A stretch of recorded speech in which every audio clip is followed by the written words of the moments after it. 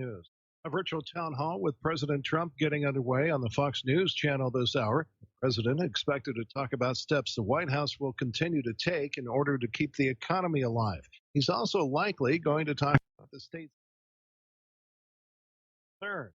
Many of these states which are beginning to reopen have not hit the basic federal benchmark. That's 2 weeks of a steady decline in new coronavirus cases. Georgia has been one of the most aggressive states when it comes to reopening businesses. However, not all business people share the governor's confidence. 50 restaurants took out a full-page ad in a newspaper here saying they were not going to reopen yet because they simply don't have confidence they could keep themselves safe and their clients safe. 2 major shopping malls in Atlanta also scheduled to reopen on Friday. Those plans suddenly put on hold. Fox's Steve Harrigan. The drooping economy also expected to be a hot topic at tonight's town hall. The White House is bracing for a dismal jobs report. The latest jobs numbers for April, those are due out by the end of this week.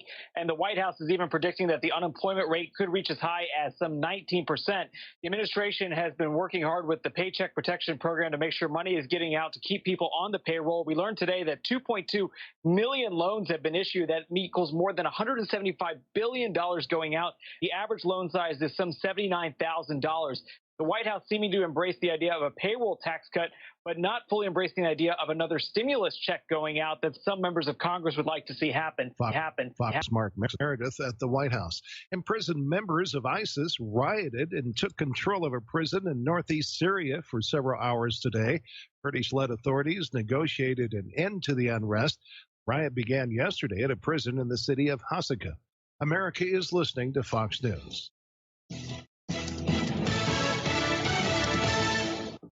There's enough uncertainty to go to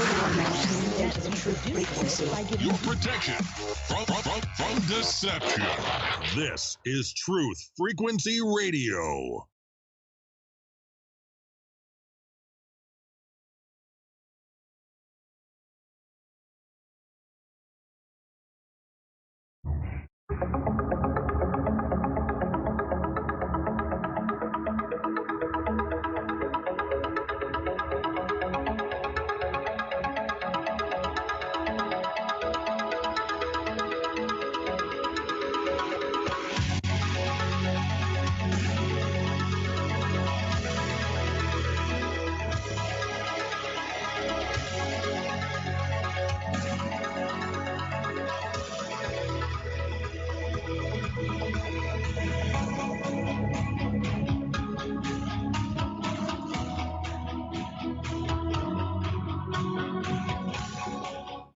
And greetings, Earth Explorers. Welcome to X Squared Radio.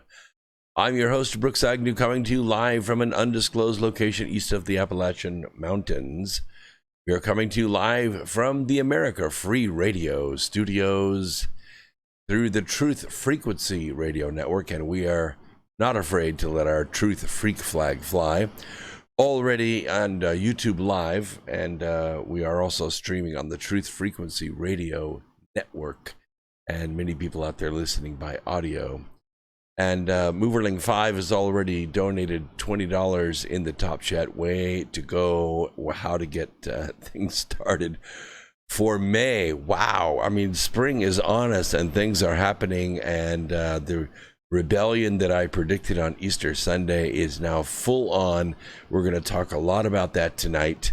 All peaceful, all amazing Americans out there. But first, let me give you my Religion of Peace report. Yes, welcome, Boo. Oh, Greenheart, good to see you in there.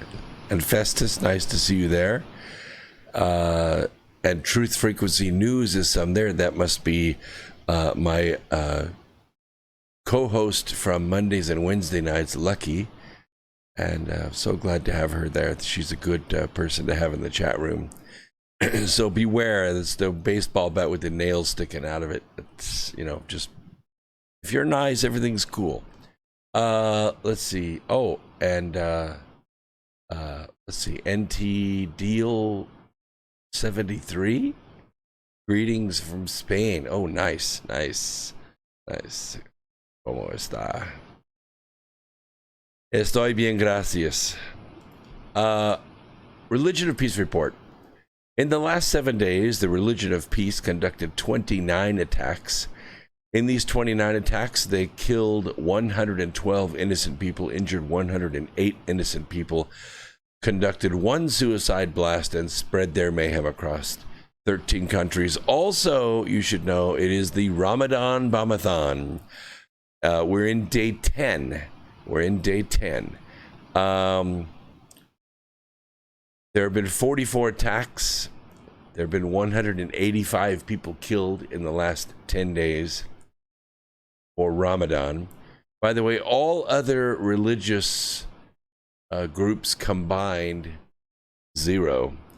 And also by right-wing extremists and Muslim extremists, 0. So you have it all right there.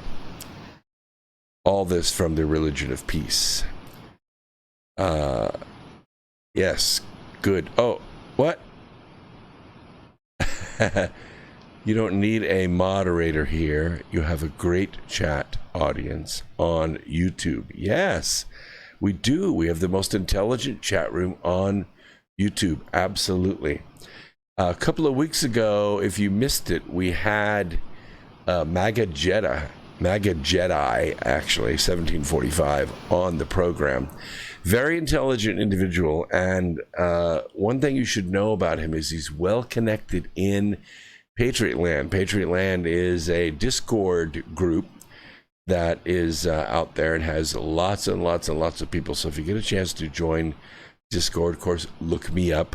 And I go into Patriot Land from time to time as well. But you're always welcome to chat with me after the program on Discord. Yes, I will put the link in there later. I don't want you guys to duck out and go talk to those guys just yet. And I'm going to try to get some of the other leading intellects in that group to come on the program, because I need you to understand the deeper meaning and the deeper course that this ship is moving, this ship called America. So let's talk about the real artificial virus. I mean, the real artificial, what does that mean? Genuine imitation gold. And pay close attention to, we have the 2 phone lines are up on YouTube Live all the time now. So if you want to listen by phone on Truth Frequency Radio Network, you can call 641-793-7117. And then you can walk around, go to the beach, protest, and you can listen with your earphones in, and all will be fine because you'll be listening to us live. If you want to call in live, and I encourage you to do that, this is a 3-hour call-in radio program, 213-233-3998. If you forget the number, it's right there on the screen right now on YouTube Live. So if you're following on YouTube Live, that's wonderful. If you're not, that is wonderful too. There's a chat room at Truth Frequency Radio at tfrlive.com, tfrlive.com. And you can be in there. Lucky's in there as well. And Billy Ray is in there, and Liz is in there. And Bam is in there. And let's see, G.A.M. Wolfers is in there, whatever the Gam Wolfers. I don't know that person. But anyway, go in there, intelligent people there as well. It's a fast-paced chat room as well. And it's free, which means it don't cost nothing. Just like YouTube. Which will be, your stream will be much appreciated. I will try to dive back and forth and look at all those things. Okay, the audience is up pretty good. All right. Asian scientist Professor Tasuku Honjo. He's a co-awardee of the 2018 Nobel Prize in Physiology. Okay, this is someone to be reckoned with. This is someone that's recognized all over the world by his peers to be one of the leading scientists in the world. He has refuted any link to social media posts that claim that the COVID virus was man-made or invented in a laboratory. I'm sorry. It could have been made in a library, but it was invented in a laboratory. In the wake of the pain, economic loss, and unprecedented global suffering caused by the COVID-19 pandemic, I'm greatly saddened that my name and that of Kyoto University have been used to spread false accusations and misinformation, Honjo said in a statement released by Kyoto University today. While comparative analysis of genomic data has shown evidence that this SARS coronavirus 2, as the technical name of it, is not a laboratory construct or purposely manipulated virus, the notion that the COVID virus was invented has continued to receive mileage on social media platforms. At this stage, when all of our energies are needed to treat the ill, prevent the further spread of sorrow, and plan for a new beginning, the broadcasting of unsubstantiated claims regarding the origin of the disease is dangerously distracting, Honjo said. Now, Honjo is currently the Deputy Director General and a distinguished professor at the Institute of Advanced Study at Kyoto University, Japan. In 1992, he discovered programmed cell death protein, a key player in tumor immunology. Showed that PD-1, a protein expressed on the surface of a subset of immune cells known as T cells, functions as a brake on the T cell function, and that blocking PD-1 would help to restore T cell targeting of cancer cells. It's true, it does work. Goes on to talk about his pedigree here, and he quotes again, if it is natural, and this is an interesting kind of walk back, because 2 years later, after discovering the PD-1 protein, he was honored with the Nobel Prize in Physiology and Medicine for his discovery. And he said, this is a time for all of us, especially those of us devoting our careers to the forefront of scientific research, to work together to fight this common enemy. We cannot delay one moment in this effort to save the lives of our fellow humans. Couldn't be better said. Now, this is why I chose this article. By the way, Moverling 5 has put another $20 in the top chat. Wow, you've raised the bar. We're having a fairly large get-together here, watching you. My gathering required I donate for them as well. Oh, wow. This is great. So this is like a watch party with one connection. Very dangerous, Moverling. Very dangerous indeed. You may be actually... You're not more than 10 people, though, right? You're under the limit. We don't want to be breaking any laws here. You know, we're all about responsible antisocial distancing. You probably can't see it, but, you know, floating in my orange juice tonight is my Death Star ice cube. Yes, I have Death Star ice cube molds. Very cool indeed. Just makes me want to think of Darth Vader the whole time I'm drinking my orange juice. Let me go on. If it is natural, Honjo continues, it wouldn't have adversely affected the entire world like this. Because, as per nature, temperature is different in different countries. If it is natural, it would adversely affect only those countries having the same temperature as China. Instead, it is spreading in a country like Switzerland, in the same way as it is spreading in the desert areas. Whereas, if it were natural, it would have spread in cold places, but died in hot places. I have done 40 years of research on animals and viruses. It is not natural. It is manufactured, and the virus is completely artificial. I have worked for 4 years in the Wuhan laboratory in China. I am fully acquainted with all the staff of that laboratory. I have been phoning them all after the coronavirus surfaced, but all their phones are dead for the last 3 months. It is now understood that all these lab technicians have died. Based on all my knowledge and research till this date, I can say with 100% confidence that the coronavirus is not natural. It did not come from bats. China manufactured it.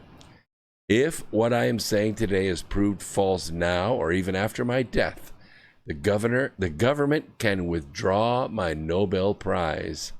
China is lying, and this truth will one day be revealed to everyone. Close quote. You can see that these people that are well decorated, well accoladed, they have a public persona at first that they do at their university, and then they have honor. Then they have a way of coming back later and saying, wait a minute, I didn't mean to say it was natural. It is not natural. It was manufactured, and it was manufactured in that lab. I worked in that lab. I know exactly what I'm talking about. Pretty powerful statement. So everyone that I talk to, we're pretty well versed now in the mechanism for the release of this virus. You remember we did the sort of binary thinking. We said, okay, here's our choices. It either came out of the lab by accident or on purpose. And then we followed those lines of thought out. And then if it came out accidentally, why did the Chinese government take the actions that they did? If it came out on purpose, we understand why the Chinese government took the actions that they did, why they let things time. And when you tie this in with the actions of our own leadership, and I don't mean President Trump, I mean the leadership in Congress, I mean Nancy Pelosi, Adam Schiff for brains, Gerald Nadler, these individuals, we now understand why they were working the impeachment process. We know why they were walking things so slowly. We know why they wouldn't answer questions or why they wouldn't deviate from their course. The reason is treason. And Hillary Clinton deserves being tried for treason and potentially executed, according to Sebastian Gorka. President Trump's former deputy assistant, Mr. Gorka, made the comment during an interview Thursday of this week with Fox News anchor Sean Hannity live on TV as the two discussed Mrs. Clinton's role authorizing the sale of Canadian mining firm Uranium One, which I covered in my book Charm of Favor, to Russian state-owned nuclear company Rosatom, while serving as the Obama administration's Secretary of State. It doesn't get any clearer than that. The Clinton crime syndicate was open for business, operating out of the 5th floor of the State Department with an off-site server.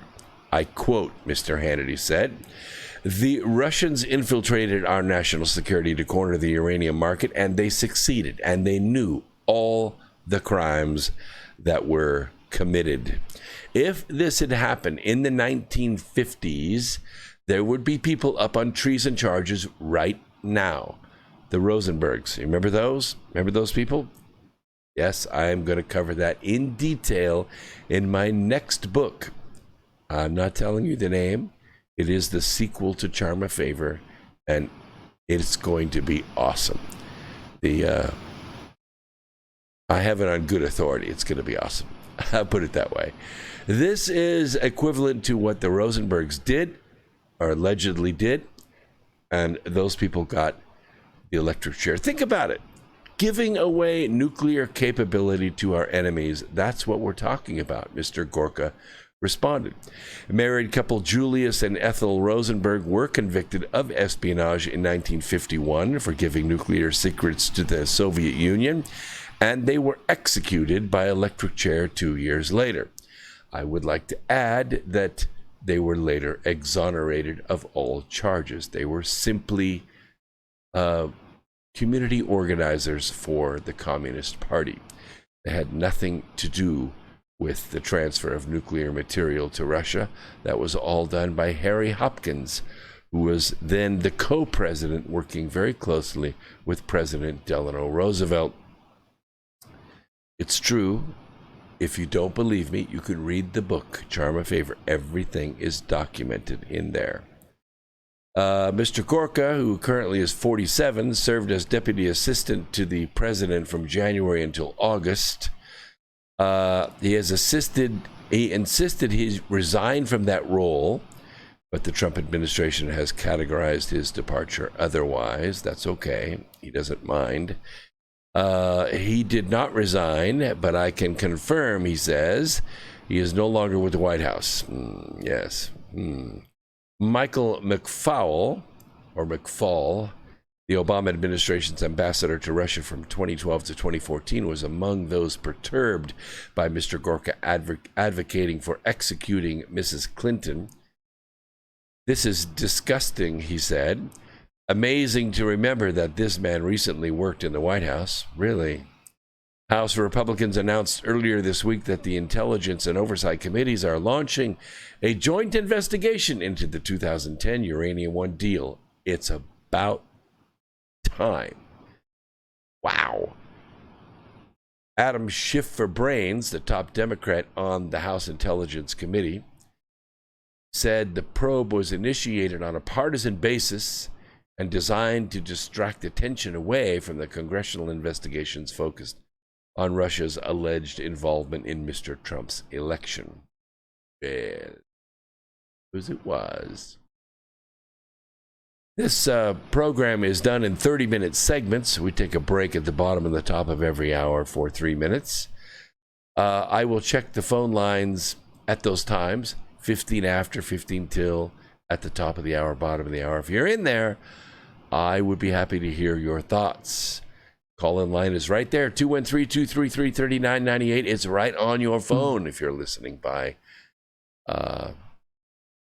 YouTube or by TFR. Should be on the TFR website as well. The 10th Circuit Court of Appeals issued a very strange opinion this week. I don't know if you guys caught this or not. I caught it out of the corner of my ear, and then I came home and looked a little bit more. Yes, that's right. Boo correctly says, if Attorney General Barr is ready to file lawsuits against governors and state officials who violate our civil rights, it seems he's not that far from prosecuting the corrupt politicians like the Clintons. Well, it could be true. It could be true. I'm going to cover that a little bit more. As I mentioned in the description of this program tonight, the Civil War is shaping up. It started out as a difference of opinion. It started out as a rebellion, or it continued as a rebellion, and now it's a full-on revolution. But you don't know the extent of this revolution yet, but you're going to find out in the next hour, or maybe later on in this hour, because what we're witnessing is something very historic. You are living history right now. So, while you have nothing better to do than binge on Netflix or listen to this program live, I am going to educate you, enlighten you on where you are in history and what is happening around you. It is not something that you should take lightly at all, especially your kids, because it's going to have huge effects on everything from this point forward. So let me talk about voter ID. This is a crazy decision the 10th Circuit U.S. Court of Appeals came up with. The court actually struck down Kansas's 2011 law requiring voters to provide proof of citizenship when they register to vote. They don't have to show it when they vote, but they need to show it when they register to vote. As Kansas Secretary of State at the time, the author passed with overwhelming bipartisan majorities in the Kansas legislature. Not only did virtually every Republican vote in favor, but also more than 2/3 of Democrats voted for this law. So it passed by wide margins on a bipartisan basis in Kansas. The 10th Circuit Court's ruling was issued by only 2 judges. You remember we talking about the reign of the judges? Well, this is exactly what I'm talking about. When the judges can reverse the will of the people, when the judges can reverse the will of legislatures, that pass laws by the process of a republic. These individuals can step in. Only one of the 3 judges on the judicial panel passed away before he could take part in the decision, and the ruling was absolutely no surprise given who the 2 remaining judges were. Indeed, it was a textbook example of judicial activism, which is a nice way of saying the reign of the judges, which you can go back and look in the 5th and 6th century, was devastating, absolutely devastating to a people. The way the Kansas law worked, a voter could either submit a copy of his proof of citizenship, typically a birth certificate or a passport, with his registration form, or he could send it to the county election office up to 90 days later. If the state already had a copy of the voter's proof of citizenship, like he was born in Kansas, or it was already, in the driver's database, if he was a driver in Kansas, then the state would verify the voter's citizenship for him. I mean, it was extremely easy for U.S. citizens to comply with this law, and Kansas voters were overwhelmingly supportive of it when it was in effect for almost 9 years. Nevertheless, the 2 10th Circuit judges declared that the law violated the National Voter Rights Act as well as the Equal Protection Clause of the 14th Amendment. Both laws of the decision were based on flimsy reasoning. Regarding the claim that the Kansas law violated the NVRA, the 10th Circuit disregarded the plain meaning of the federal law's text, which says absolutely nothing about proof of citizenship requirements. Instead, the 10th Circuit invented its own legal test out of whole cloth. According to the 2 judges, a state must show that a substantial number of non-citizens registered to vote, or else the NVRA prohibits a state from requiring proof of citizenship at the DMV. Again, these words are found nowhere in the federal law. In other words, what they're saying is, well, you have no proof that this law was broken, so therefore this law is no good. That's their reasoning. The court seemed oblivious to the fact that it is very difficult to determine whether a person on the voter rolls is an alien or a citizen. One needs some sort of external information, like the person applying for a driver's license only issued to aliens, or the person declining jury duty because he is an alien, before one can conclude that he's not a citizen. Nevertheless, the state of Kansas did find over 100 aliens who had registered to vote, and an expert witness used statistical sampling to conclude that the true number was likely in the thousands. But that wasn't enough for the 10th Circuit Court. The judges concluded that the minimal burden of finding one's birth certificate outweighed the benefit of stopping fraudulent voting by these aliens. Really? Let's take a quick break. We'll talk about it when we get back.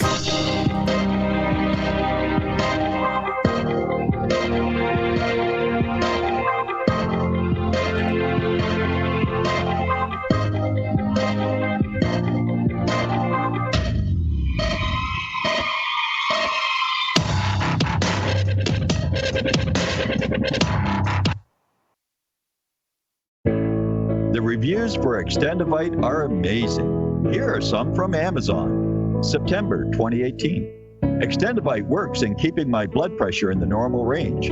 I've been using Extendivite for many years now. May 2018. Great product. I use regularly and I rarely get sick. March 2018. This product has relieved what appeared to be angina pain in my chest and shortness of breath after climbing stairs.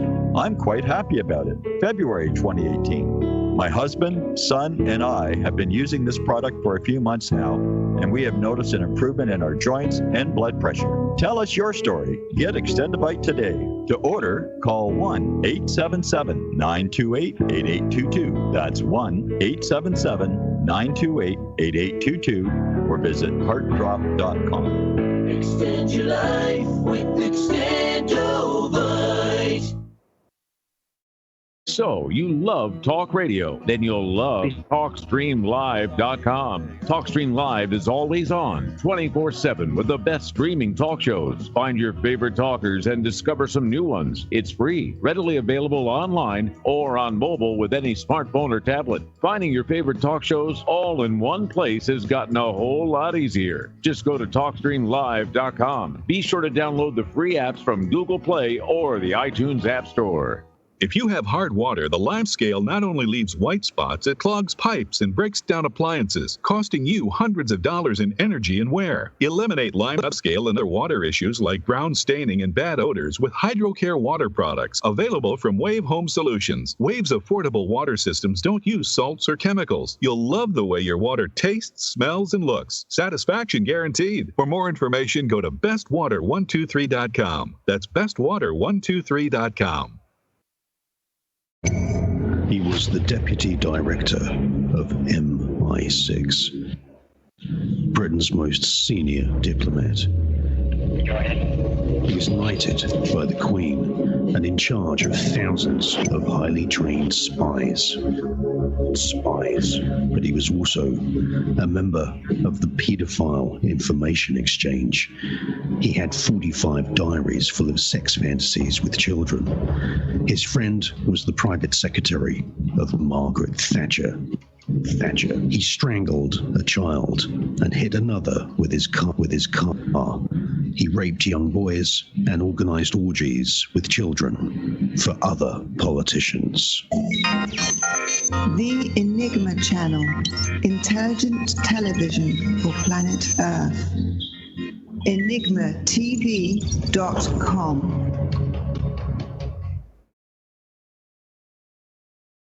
Real people, real radio. Wherever you are, make it TFR. Truth Frequency Radio.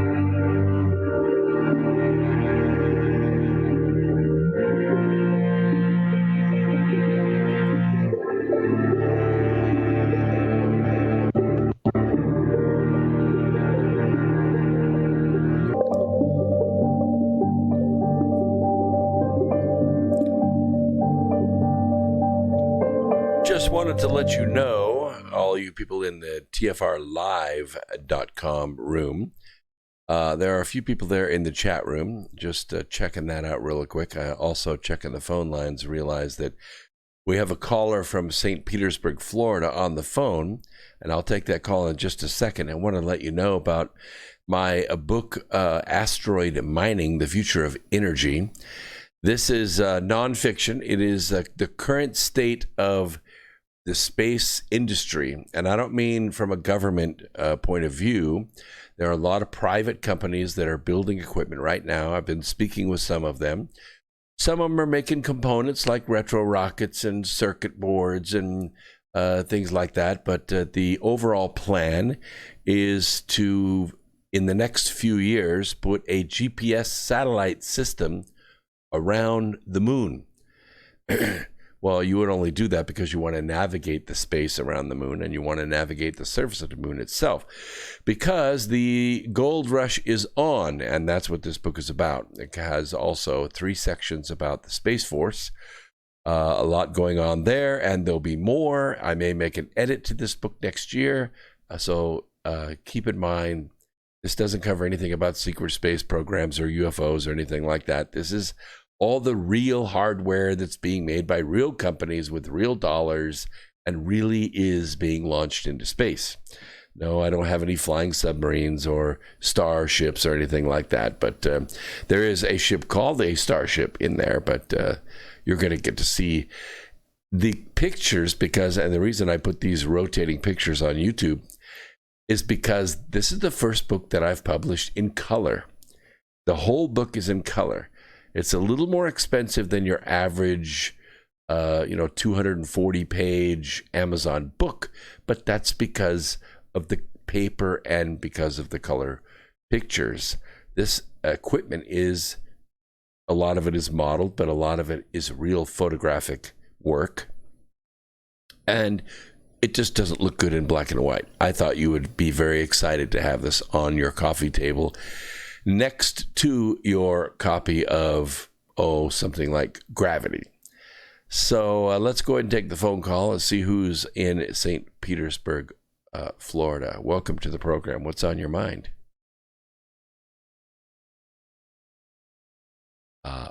They dropped off.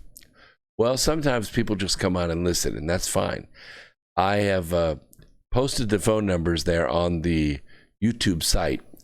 So if you want to keep those numbers straight in your mind, the call-in number to talk to me, to share your ideas with me, is 213-233-3998. If you just want to listen, it's better if you don't tie up the server and just call the 641 line, because that is the phone number, the 641-793-7117. There are thousands of people that listen on this line. It can take all of you, and it will share the program in crystal clarity. Yes, you can use iHeart and TuneIn and all that as well, but you remember that those apps are limited in the number of people that can listen at one time. So we often get complaints on some of those apps because the sound is breaking up or skipping, and that's because too many people are listening on that service. It's just too much bandwidth for those services. So I recommend using the phone line if you want to listen by phone, or if you have good wireless, that is a good way to keep your data rates down on your phone or your device. So those numbers are right there. I'm going to go ahead and put my transition screen up here again, because I want to talk about this. The 10th Circuit Court in Kansas ignored the fact that the Senate sponsor of the NVRA, this National Voter Rights Act, Senator Wendell Ford, who is a Democrat from Kentucky, he said on the floor of the Senate way back in 1993 that there is nothing in the bill now that would preclude the states requiring presentation of documentary evidence of citizenship. So much for the intentions of Congress. The section of the opinion holding that Kansas law violates the Constitution is easily flawed. It is a perversion of the 14th Amendment Equal Protection Clause to say that it prevents a state from requiring voters to prove their citizenship.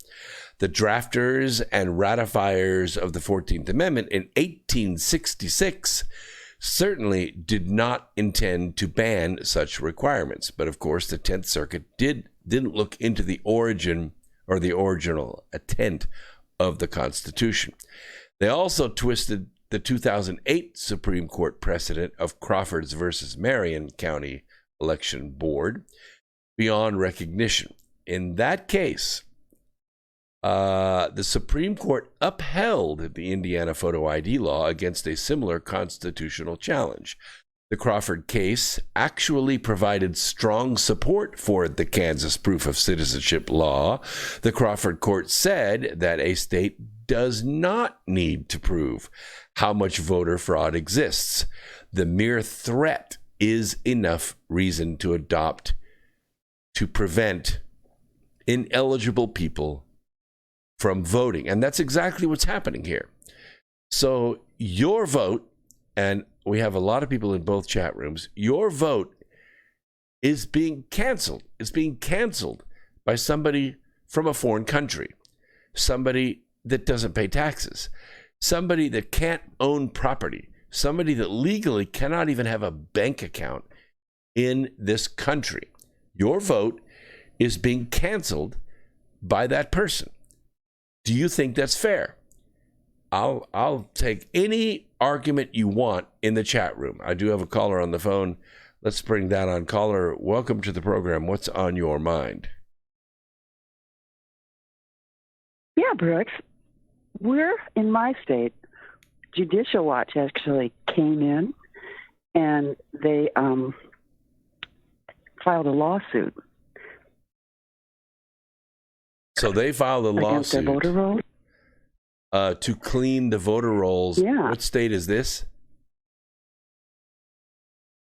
North Carolina. Oh, that's right.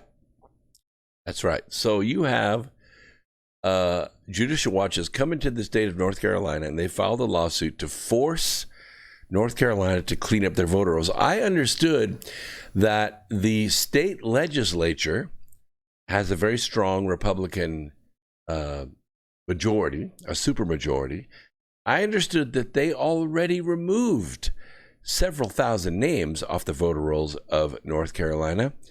And then what happened?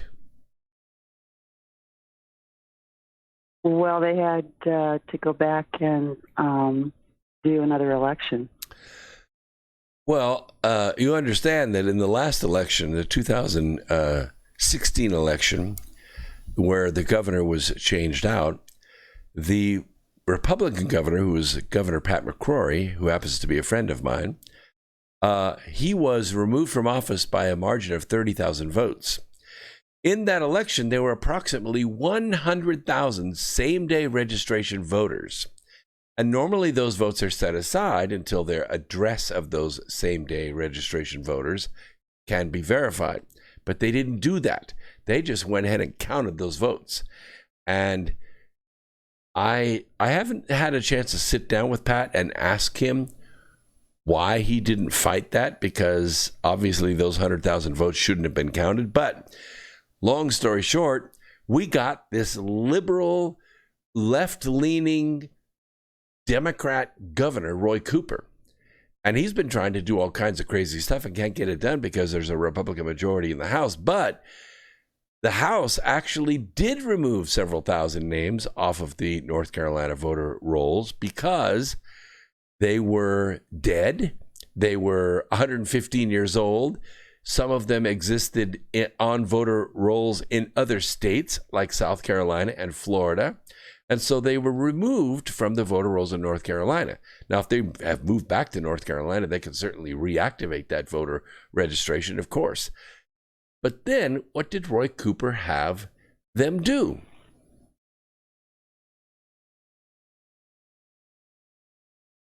What?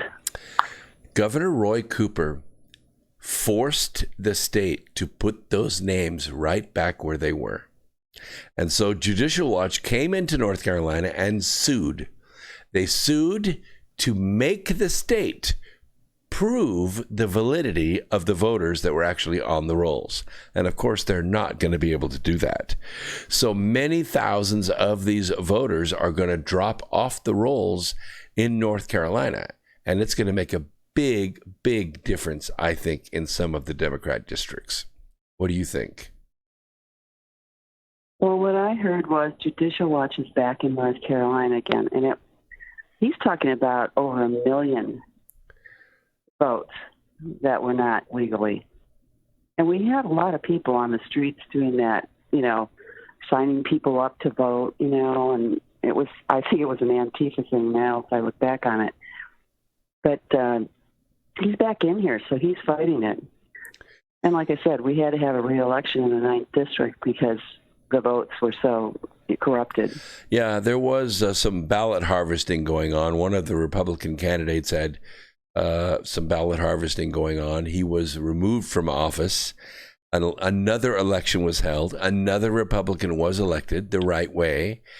That's the first that I have ever heard of. One of these ballot harvestings have been done by Republicans, but that's evidently the number of ballots that were harvested was very small, but it was well documented, and so that's why he was removed from office. In California, ballot harvesting is legal. You know what ballot harvesting is? Yeah, that's when they go out and they sign up people, anybody, and they put them in for the votes, right? Well, ballot harvesting is where people receive a mail-in ballot. They receive a mail-in ballot to their home. And what the ballot harvester does is they canvass the homes. They actually solicit the homes. A volunteer comes to the door, knocks on the door, and says, "Hey, I understand you received a ballot Have you voted it yet? No, I haven't. It's very complex. I don't read very well, and I have bad eyesight, and I can't get a witness. And I will help you do that. And so they help the person vote. And typically, what is done is all they require the person to do is sign the ballot. Just sign the ballot and give it to me, and I will make sure that it gets filed. They have a script. They have a way of doing this. Now, when you're collecting millions of ballots that way, and you're voting for judges and sheriffs and attorney generals and all this stuff some people don't know who those folks are. I don't know who some of those people are who live over in Raleigh and who were on the state ballot. They might have a name like, Jeff Scooter McDaniels. Yeah, Scooter sounds pretty good. I'll vote for him. He might be the biggest crook this side of Boston. I don't know. But that's what happens. That's what mail-in ballots do. You don't have to show up to the polls.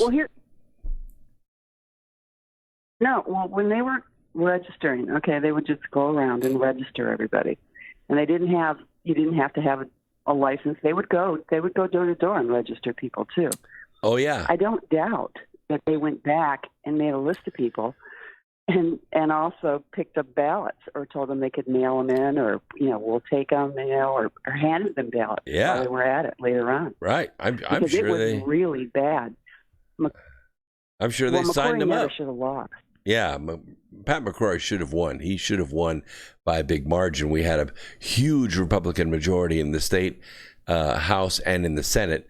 Bunch of great guys over there. I've been over there to meet with them several times with the Convention of States. If we had a leader in government in North Carolina, we would be financially a lot better than we are right now. Right now, we're kind of on our butts. We had high unemployment before the coronavirus lockdown, and now it's even worse. I didn't notice it so much, but I do notice a lot more people bicycling and walking around and puttering in their yards and doing a lot of home improvements, by the way. But I got a question to ask you. I don't want to bird walk, but I do have one other question I want to ask you. Okay. Okay, this is on, have you heard going around on the internet right now about the 7.8 billion people and the cabal and what that means to them, and that Google recently just, I think it was March, just said we hit that 7.8 billion people mark? According to... You know what that's about? Yeah, according to ancient records, assigned to planet Earth are approximately 7.8 billion souls. And these souls, over eons of time, have been born, lived, and died many times on this planet. Since the dawn of time, since the Earth cooled and mankind was first on the Earth, according to these ancient records, no more than maybe 500 or 600 million of them ever lived on the planet at once. They would go through lifetimes, and because the planet at that time, we were an agrarian society, could only support so many people. There was only so much work, only so far you could walk for a drink of water. But in the Industrial Revolution, it greatly improved the ability for the Earth to be able to sustain life because we diversified and specialized our labors. We had water treatment plants that piped clean drinking water to everybody's houses. We had hospitals that took care of people with lesions and sores and sicknesses and illnesses, and people with, were able to proliferate and grow in cities and communities. So the ability to form communities expanded. And what happened was the Earth became more and more and more populous until it seems that all 7.8 billion souls were alive at the same time on the Earth in mortal form. Now, the cabal is the dark side of the let's just call it the supernatural leadership of the Earth. They have a problem. when the population gets to this size, because in order to fill out this population, the old souls need to come to Earth. Now, I'm going to talk a little bit later on about, well, let me skip to that story right now. We got about 6 minutes left in this hour, so I want to just talk about that a little bit. Old souls. I think people have ideas about old souls. Sometimes you meet one and you go, wow, that kid was an old soul. I've met them even at 10 years old. You're amazed at their wisdom, a lot of wisdom jammed in that little body. But these are the ancient souls. These are the souls that have a huge amount of experience, and it goes over eons. In the realm of mortals, the most fearsome being is an old soul. They are not so easily sold. They're not so easily victimized or fooled. They are never in the middle of demonstrations, but rather in front of them or behind them. They are the souls most hunted by the Global Syndicate, which you call the Cabal. When do these old souls come to have a mortal life? From time to time, some would say. When the world needs them most, like a superhero, they come, others say. Too late, and too few, it seems. The Lucifer-class beings who seek to serve darkness by convincing mortals to relinquish their godhood and follow or worship Lucifer, that is a deep concept that extends to the term worship. It is a function of transferring glory from one being to another. And never underestimate the concept of glory. A physicist would call this resonant energy. The glory you possess is the most valuable thing in the universe across all dimensions. It is yours to treasure. Entrusting God with it will usually result in a return on that investment in the form of peace, tranquility, growth, and enlightenment. Abdicating it to Lucifer will envelope you in an orgasm of pain, wealth, and adrenaline. In the end, you will be dumped in a cesspool of despair and self-deprecation like the peel of some fruit. The old souls can do battle with the best of Lucifer's demons. It would be best if you made friends with one. So how do you find one? How do you find an old soul? Old souls have a level of self-assurance that is unusual for souls in other stages.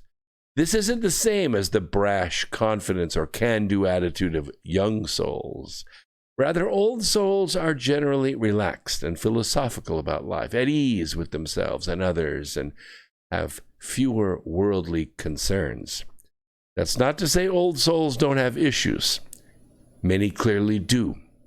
We all have issues of some sort, right up until the very last life.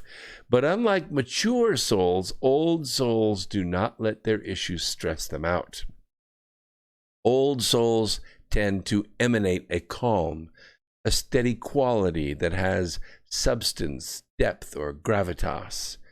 In contrast, young souls tend to appear frantic and superficial, while mature souls seem perfectly or perpetually stressed and assailed by life. You can often hear it in the voice. Human existence is not a prison or a wheel of torment from which only the most worthy gain liberation.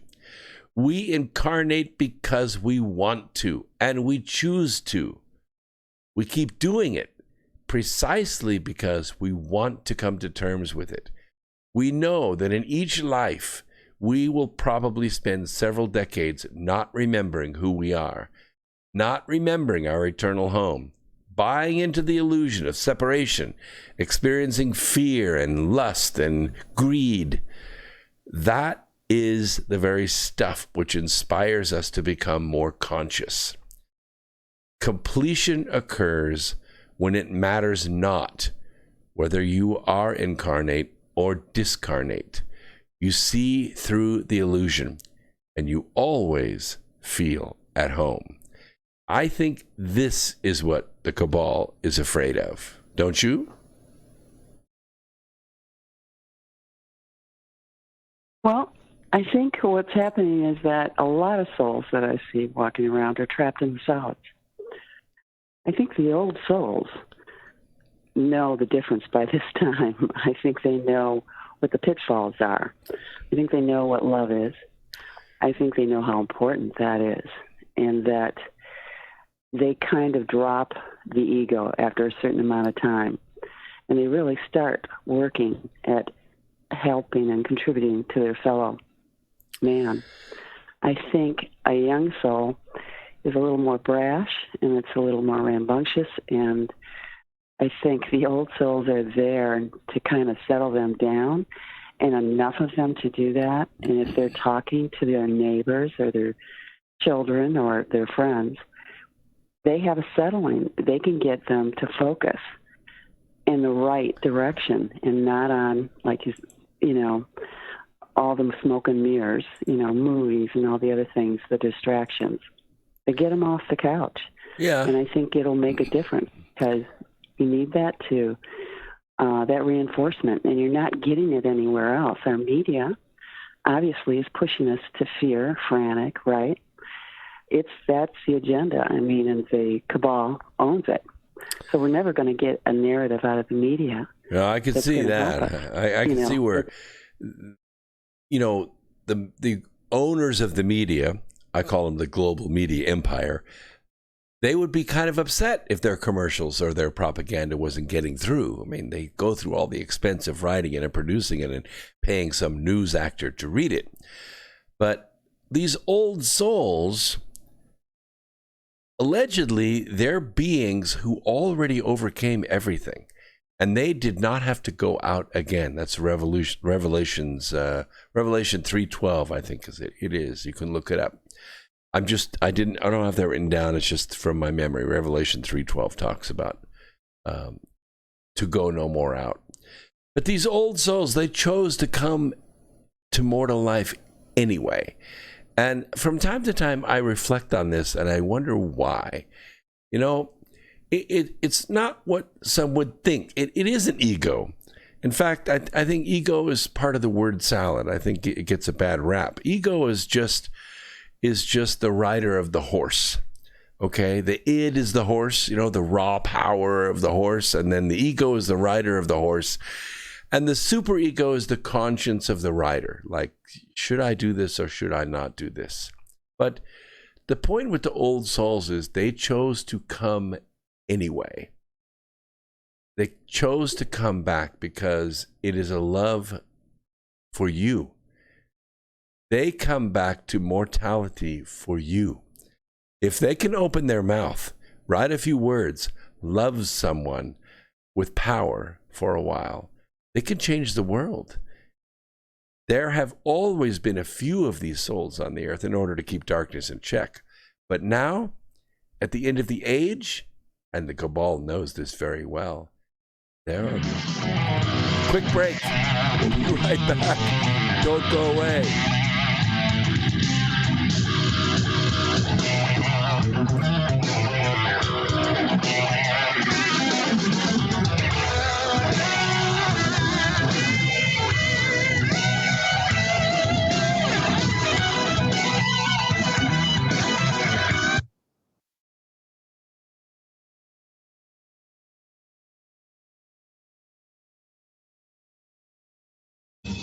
Truth Frequency Radio is your #1 source for news and information without the hate, hype, and fear. We're proud to feature cutting-edge programs like The Christopher Everard Show, The Covert Report with Susan Lindauer, Enemy Within Radio with Tom Barnes, Freaky Friday with The Woo Crew, The Gematria Effect with Zachary Hubbard, America's Evil Genius with Travis Cook, Phoenix Rising Radio with Phoenix, Quantum Connections with Lucky, and dozens more. Did you know you can listen from any telephone by dialing 641-793-7117? Or call into your favorite show, toll free at 833-TFR-LIVE. Uncensored talk and news you won't hear in the mainstream media. Truth Frequency Radio, your protection from deception. Facing people's questions about the nation. I'm Joe Chiro, Fox News. President Trump holding a virtual town hall meeting inside the Lincoln Memorial on the Fox News channel, answering viewers' questions. The president giving his thoughts to the people scared to go back to work and the ones who are angry with the lockdown. Well, I think you can satisfy both. If you're scared, you're going to stay back a little bit and you're going to watch it. And I think anyone over 60, because we have a pretty good roadmap right now. Anybody over 60, you could say 65, but let's make it 60. We have to protect those people, and we have to watch it. And maybe they stay back longer. But no, I think you can really have it both ways. I think a lot of people want to go back. They just want to go back. You see it every day. You see demonstrations all over the country. The president reassuring Americans that more financial help is coming. It's actually on that aspect of it, it's very bipartisan. So the answer is yes, we're going to do more, and you're going to have your job. You're going to get another job, or you're going to get a better job. You get a job where you make more money, frankly. And I think that's going to happen. I think we're going to have an incredible following year. President also saying he believes there will be a coronavirus vaccine by year's end. Protests have continued to pop up across the nation against coronavirus lockdown orders. Those gatherings are worrisome. The White House Coronavirus Response Coordinator, Dr. Deborah Birx. It's devastatingly worrisome to me personally, because if they go home and infect their grandmother or their grandfather who has a comorbid condition and they have a serious or an unfortunate outcome, they will feel guilty for the rest of our lives. So we need to protect each other at the same time we're facing our discontent. Birx on Fox News Sunday. The CDC reporting an increase of nearly 30,000 new U.S. cases of coronavirus to more than 1.1 million cases nationwide. America is listening to Fox News.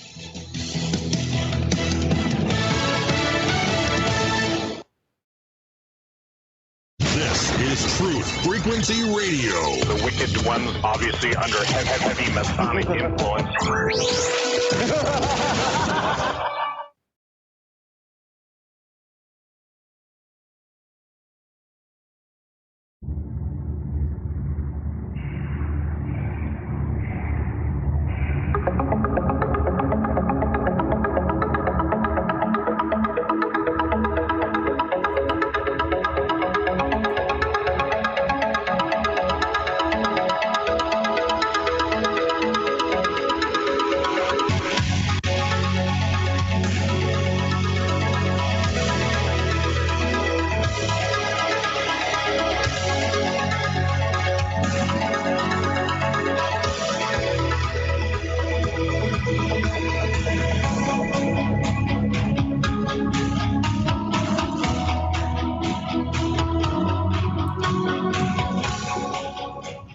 Welcome back to X Squared Radio second hour. I just wanted to finish off this section on old souls, and I thank you for the call very much in the last hour. You know, there have always been a few of these old souls on the earth in order to keep darkness in check. But now, at the end of the age, there are many of us who have come here. And for the first time in human history on this planet, those thoughts and that love can cover the whole world in a matter of seconds, if the people so wish it. There is no possible way for the tech giants to stop you if you choose to share your words or our words. You control which things go viral and which things do not. Remember, many are called, but few choose. I mean, you think that we have control over that, those of us that have these online radio programs like X Squared Radio or America Free Radio. We don't. We have no control over this whatsoever. That is totally up to you. You are the ones that decide whether these programs get shared, whether people register or subscribe. You're the ones. We have no control over that whatsoever. It's completely up to you. So same thing with book sales. We can write the books, we can promote the books, we can offer to go speak to book clubs and, you know, do online book club meetings and everything. We can do all that. But you're the ones that decide whether the books sell or not. Amazon doesn't do it. Well, I suppose Amazon can pick a winner, but they can't necessarily, you know, limit the sale of a book. If you buy it, they got to sell it. And if you share these books with other people, Remembering the Future or the Birth Trilogy or any of them, then you will be doing a great service, I think, but not just to me, but to the world, in my opinion. So let's go back and see where we can go from here. Looks like Halfwit, who's the governor of Michigan, the Republican-led House of Michigan has declined to extend Governor Gretchen Whitmer's state of emergency, and instead they have voted to sue her. Yeah, that's pretty bad when your own legislature sues you. Michigan lawmakers did not approve of state of emergency for the coronavirus pandemic and instead authorized a lawsuit challenging Governor Gretchen Whitmer's authority. Whitmer asked the legislature to approve a 28-day extension of the emergency declaration, which expires in a couple of days. Instead, legislators voted on a package of bills Thursday that would change how the state responds to the coronavirus pandemic. They also voted to approve the lawsuit against Whitmer. Members of the Republican-led House passed bills that would replace a series of orders issued by the governor with state laws passed through the normal democratic process, according to Speaker Lee Chatfield. He said Republicans support decisive action to prevent the spread of coronavirus, but Whitmer's unchecked and undemocratic approach is not the best way. I couldn't agree more. Alabama has shown the way to election integrity. Speaking of voter ID, and I agree with you. Yes, I know President Trump is streaming live from the Lincoln Memorial, but you know what he's doing though? He's streaming live.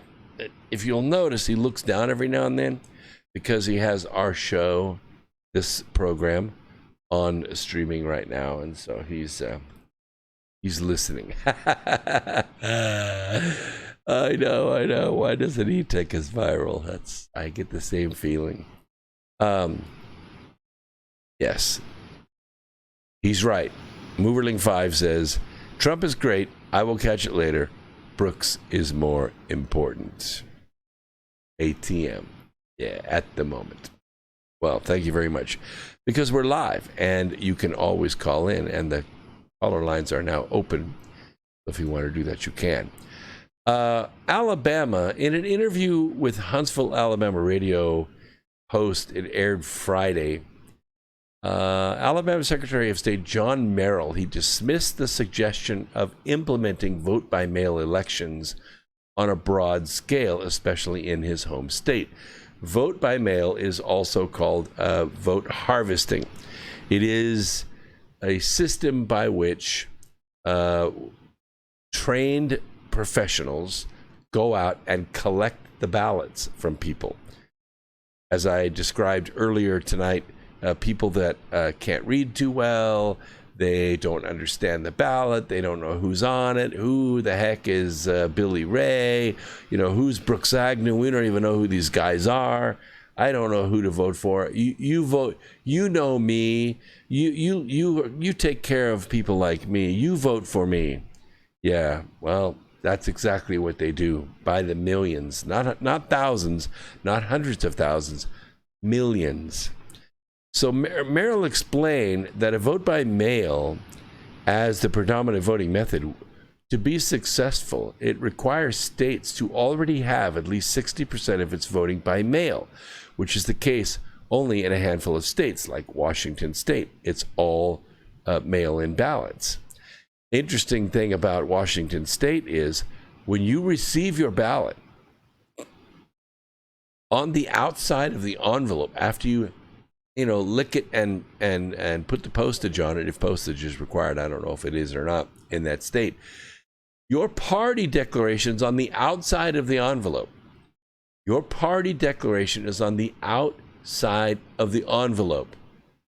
Nothing could go wrong here, right? Like the post office saying, oh, this one's a Republican vote, right in the round file. This one's a Democrat vote. We'll stick it right over here in this brand new box to be delivered to the precinct. And that goes on all along the way. When a Democrat loses an election on election night, you know what they do. They pick up the phone, they call Ballots R Us, and they say, hey, we're about 16,000 votes behind. Can you send some more votes over? And the Enterprise truck will arrive a couple of hours later, or the next day, or a couple of days later, doesn't matter. The Enterprise truck arrives, they roll up the back, and there are all the votes that you need, all Democrat. And you unload them, run them through the machine, and lo and behold, that 16,000 vote margin disappears, and you win the election. Oh, that's exactly how it happens. It happened in 23 precincts, 9 precincts just in the state of California. It's crazy. It's crazy. Candidates who won their elections, for instance, Kamala Harris, she lost her election.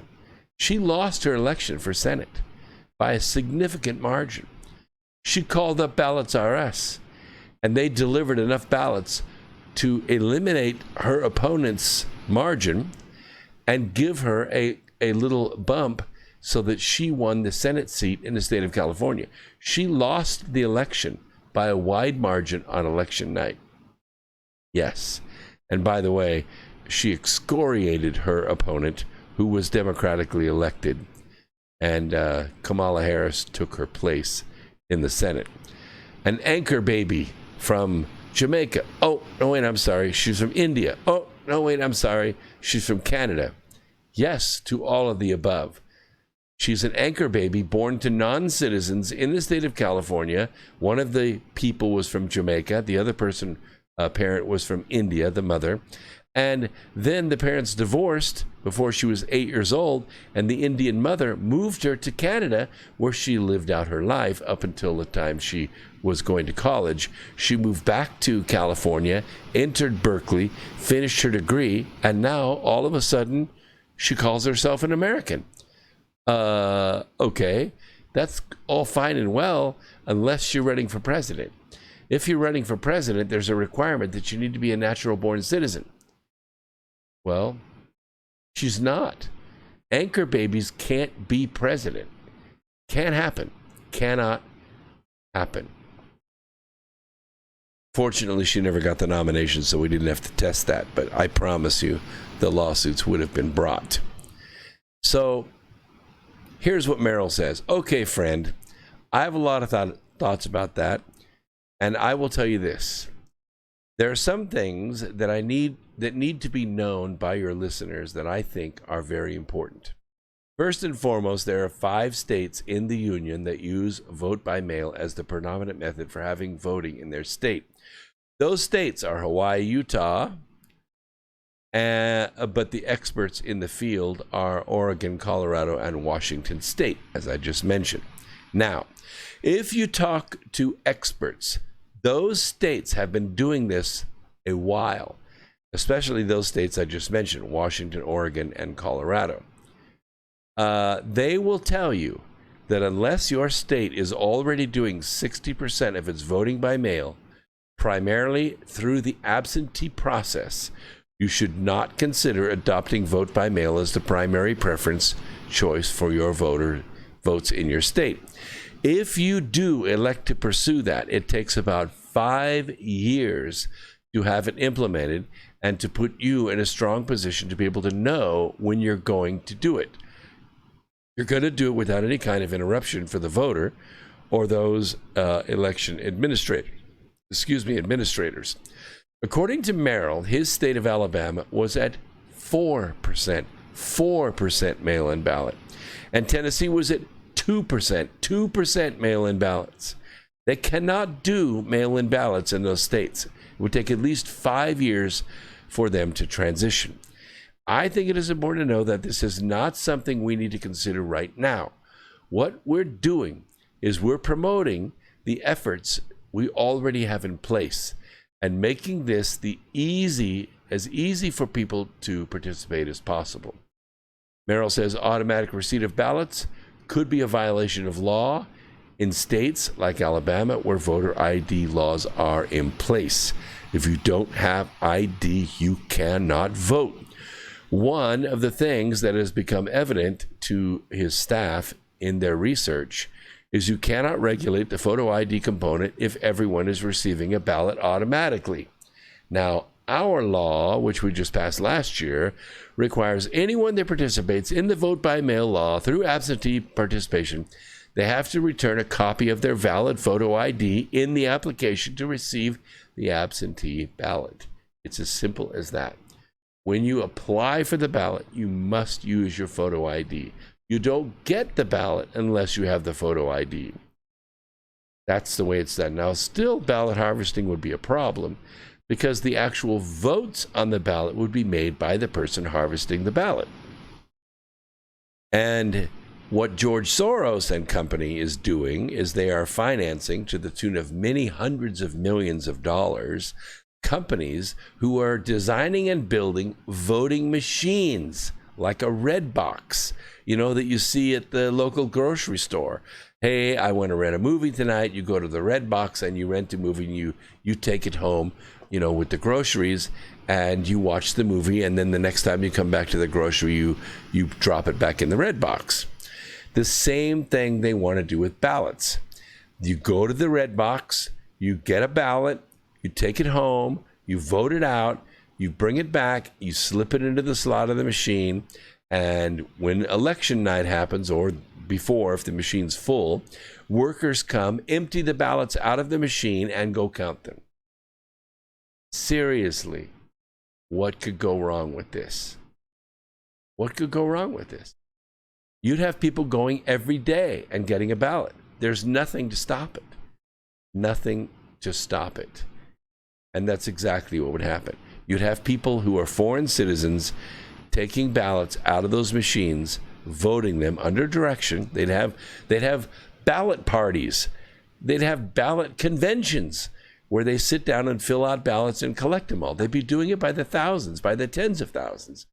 You would never see a Republican in Congress ever again because the Democrats would dominate that system. So totally dominate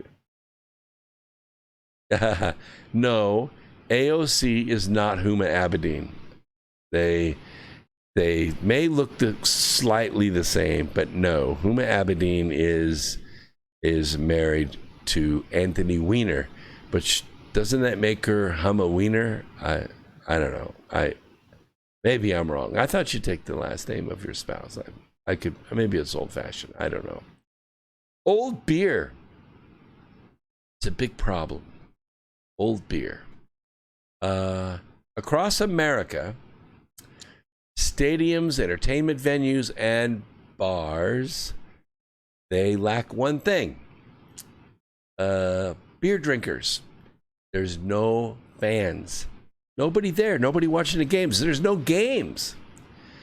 They're filled with something nobody wants, though. Stale beer. Growing older and flatter by the day. The issue is not that America has stopped drinking. Oh, far from it. Americans locked away at home, away from their favorite watering holes, are still consuming alcoholic beverages at a faster clip than usual. A Nielsen report found beer and cider sales are up roughly 20%, according to NBC News. The issue is that all the countless kegs delivered in early March in anticipation of St. Patrick's Day and the NCAA, March Madness, men's basketball tournament, they're full of beer. And it's getting less and less drinkable by the day. This was the absolute worst time for this to happen, to draft beer, said Craig Purser, chief executive of the National Beer Wholesalers Association. We have never, ever seen an interruption like this where everything freezes in place. Kegs and kegs of beer are sitting untouched in stadiums, restaurants, and bars. Brewers have to figure out what to do with it all before it goes stale. The coronavirus pandemic stranded unused beer in stadiums, concert halls, restaurants, and bars. Now brewers and distributors facing sizable losses have to figure out what to do with all the old beer. The NBWA is estimating about 10 million gallons of beer, or almost 1 million kegs, have been left to go stale, and that's just from March deliveries. Other kegs are somewhere in the distribution chain, making the total hit to the industry about $1 billion worth of stale beer. Beer makers would like to get those kegs back so they can be emptied and refilled or whenever lockdowns expire, but most places are not accessible. The Journal quoted executives as saying draft beer stays fresh in kegs for between 2 and 6 months. Problems do not end when the kegs return because the bad beer has to go somewhere, and a mass dump down the drain would violate environmental rules. This is a hot potato because none of our businesses are set up to return massive amounts of beer. You're supposed to drink it. You're supposed to process it in your kidneys and then put it back down the drain. It takes 3 times as many trucks to transport full kegs and empty ones. Because they weigh a lot, you know, those kegs, they're very heavy. They can weigh a couple 100 pounds. MicroStar plans to treat all the beer it gets back to make it fit for disposal. The economics of the beer industry are also shaky, given that establishments that bought beer from vendors have been closed for weeks and might not be able to pay for what no one drank. We're afraid lots of places will close and won't be able to open back up on very thin margins. D.G. Yuengling & Son, by the way, that's the oldest brewer in the United States. They will enlist the help of others to safely dispose of the flood of beer it expects to be returned.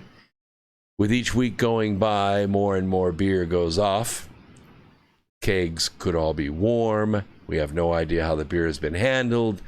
Boston Beer, he's the parent of Sam Adams Beer. The brew returned beer will turn into ethanol, according to CNBC. The company has been doing this for years, but stepping up the program as it expects a glut of return beer. Yeah, a beer glut is different than a beer gut, just so you know. Dogfish Head Brewery, part of Boston Beer, is taking a slightly different approach. It is using high-proof ethanol to make hand sanitizer. Yes, that's. I have a couple of plants. One of the CBD plants here locally is making hand sanitizer. Today, they're making enough hand sanitizer per week in our facility to clean over 500,000 hands. Yeah. Somebody's got to do it, I suppose. I just use plain old soap and water.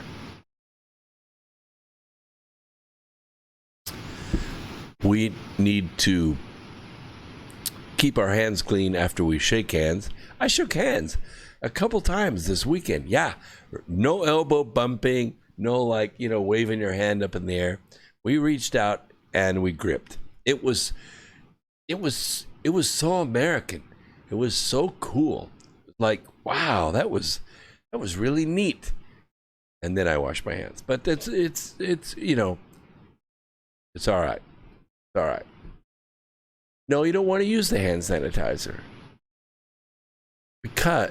See what happens, they put isopropyl alcohol in the hand sanitizer. That's what makes it evaporate really fast off your hands. You kind of rub your hands together. But it also dries the oils out of your hands. It kills the natural barrier of your dermis and your epidermis on your hands. And so then when you touch a surface or another person's hand or other body part, you are no longer protected. I used to work in construction, And we would bang nails all day long. I'd be swinging that wooden handle at 32 ounce. That's where that came from right there. That's how you get that. Look at me. I'm built to hit things. So pound nails, till lunch.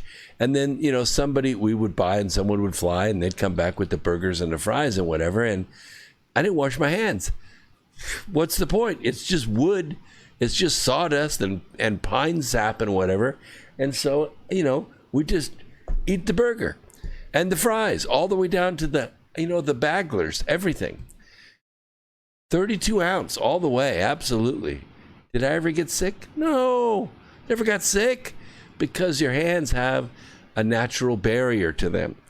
Now, it doesn't mean that you can get it on your hands and then, rub it all over your face, because it's going to go into your mucous membranes or your eyes or your lips or whatever. And that's how, people get the flu. Yeah, people get the flu. Every freaking year, by the way, they get the flu. By the millions. And about 25 to 100,000 people die every year. In fact, if we take 2020, even if we get through this with twice as many as we've already had allegedly die of COVID-19 in this country, I don't know. I don't know. It's, the numbers are all skewed, I think. But even if that's the case, if we stay on pace, still not as bad as an ordinary flu. This is actually, pretty mild. I mean, there are people who have pre-existing conditions, and they got no business getting sick anyway. If they get the ordinary flu, it's going to kick their butt. Yeah, and the old beer, and the old beer makes it even worse. I'm saying. So there's a lot of bad Chinese going around too, by the way. China's military banished a provocative U.S. Navy destroyer from the South China Sea this week amid escalating tensions in the region, with the communist country also expected to squash more pro-democracy protests in Hong Kong. This is really bad, what's going on there. If you recall the battle strategy that I brought up last week, we were talking about anytime you consider a battle command, you have to consider the operating environment, whether it's urban or suburban or, rural or mountain or desert or winter or summer, all those things. But you need to clearly state the problem. And then once you clearly state the problem, you need to map out what your objectives are. What do we want to accomplish? We want to take the hill. We want to clear the streets. We want to, vanquish the enemy. You have to have objectives. And the two objectives that were needed by the Global Syndicate, number one, was to clear the streets of all the protesters everywhere. We had yellow vests. We had American flags in Hong Kong. We had dogs living with cats. It was everywhere. It was everywhere. And they needed to clear the streets of all this at one time. And they had already tried everything. They beat them. They gassed them. They shot them. Nothing would work. And so they released the virus. And even the virus wasn't that bad. It was spreading quickly, but it wasn't that bad. So they enlisted the global media empire, and they were able to turn it into, generation flu. And here it went. World War Flu. That's what you got. We'll take a quick break. We'll come back right after these messages. Don't go away. More X Squared Radio coming at you right here at the America Free Radio Studios.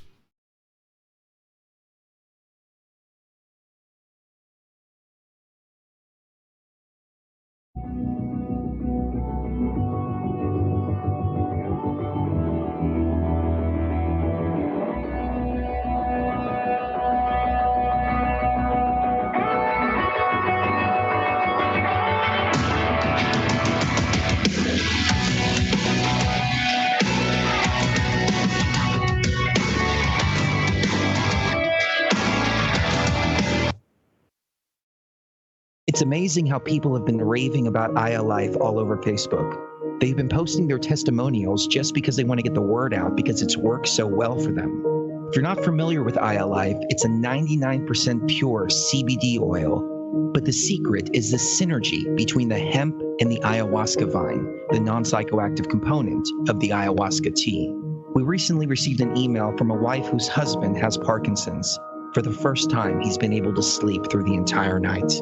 Another customer reported that they're no longer using NSAIDs because their tennis elbow has been relieved with iLife. The reports have been phenomenal, and much more than we ever expected.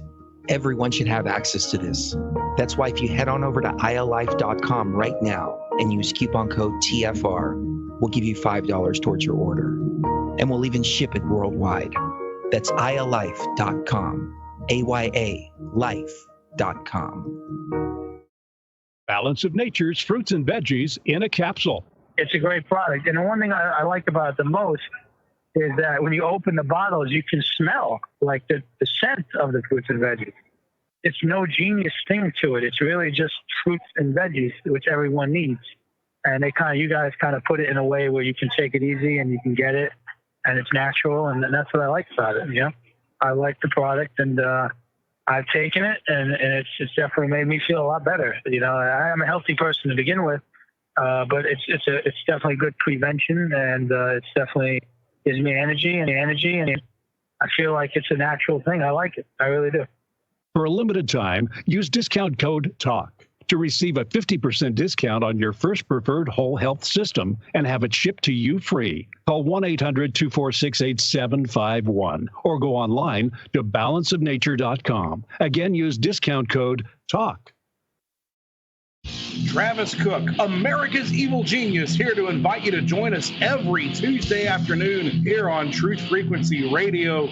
No, on our show, you will not see a bunch of three-piece suits or a cocktail party.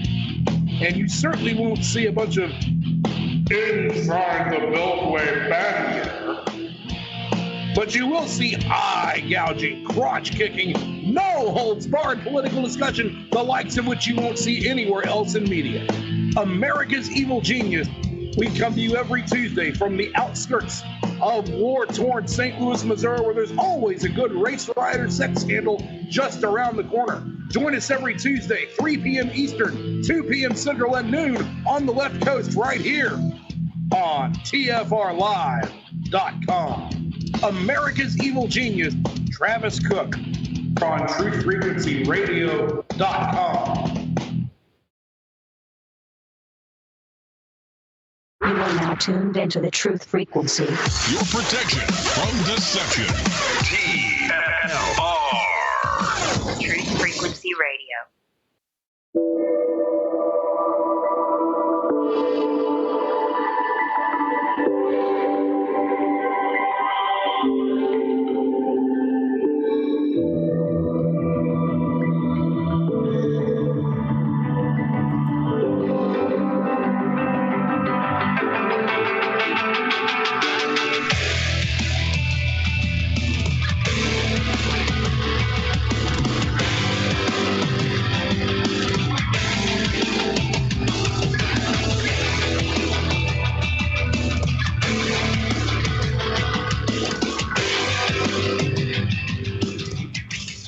Hey, glad you could be back with us. We're roughly halfway through the program, and lots of stuff going on in the chat room. By the way, thanks so much, Mooverling5. A brewer, a micro brewer he is, and also has a still, and that's good. And hopefully none of his beer is going stale, because he probably has neighbors, and they're probably watching last year's football season just to have something to watch, but that's cool. And Chicago Brew is bringing up some very good points about the COVID-19. I call it Operation Corona Scare. I do that for a couple of reasons, Chicago. One is this media, which we're using, not Truth Frequency Radio. Truth Frequency, we're proud to let our Truth Freak flag fly, and no one is going to censor us ever on Truth Frequency Radio Network, but they will do it on you know what. And one of the things they look for are certain words. They have robots that crawl the audio of this, and they look for, other people's music and copyrighted material that we're using, and they also look for certain word patterns. And one of the word patterns is, you know what. And so we use Corona Scare. Corona Scare is my own coinage. I made it up. It's not out there. It's not trending. It's not viral anywhere, but Operation Corona Scare was a plan that was put together some time ago, and the plan needed an insert, and the insert was a flu, probably a corona type flu or Ebola or something like that, could be inserted into the operation. But the operation was designed to accomplish two things in the battlefield. One is to remove protesters from the streets because they would make the claim that congregating spreads the disease. And we just heard the grandmom of Operation Corona Scare, Dr. Birx, right there on the news say, oh my gosh, you know, these people getting together and protesting at the State House in Michigan or protesting on the beaches or at the State House in California, you know what's going to happen? They're going to get the virus and they're going to take it home and they're going to kill some old person in their family that they love very dearly. And they're going to have to live with that the rest of their lives. Hate to tell you this, folks, but that is straight out of Operation Corona Scare Operations Manual. Absolutely. What you want to do is you want to make people afraid, even if you're not getting sick. You got it on you.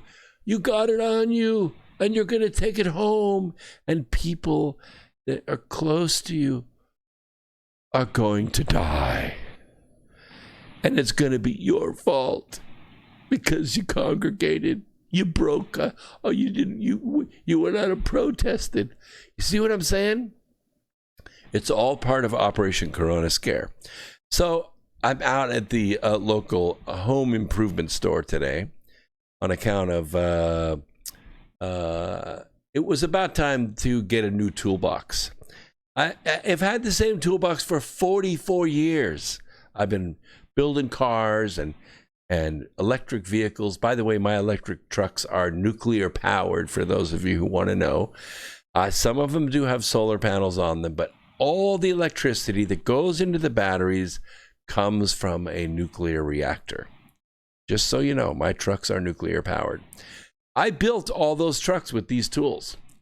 And I built houses and I built, satellite equipment and all kind of stuff with these tools. The tools are important. The boxes are old. They've been bashed around and moved from shop to shop, and they've been sitting in the garage. Yes, I use them almost every single day. Not that I repair stuff, but I build stuff all the time. I like doing it. And mankind is better because of it. So I decided, I didn't decide. It was a joint decision between me and my significance that we get a new toolbox. And we had an impulse. It was just, a Craven was flung on us at the home improvement store, and it was there and it was looking great, and they had two in stock. So we loaded one in the truck and brought it home.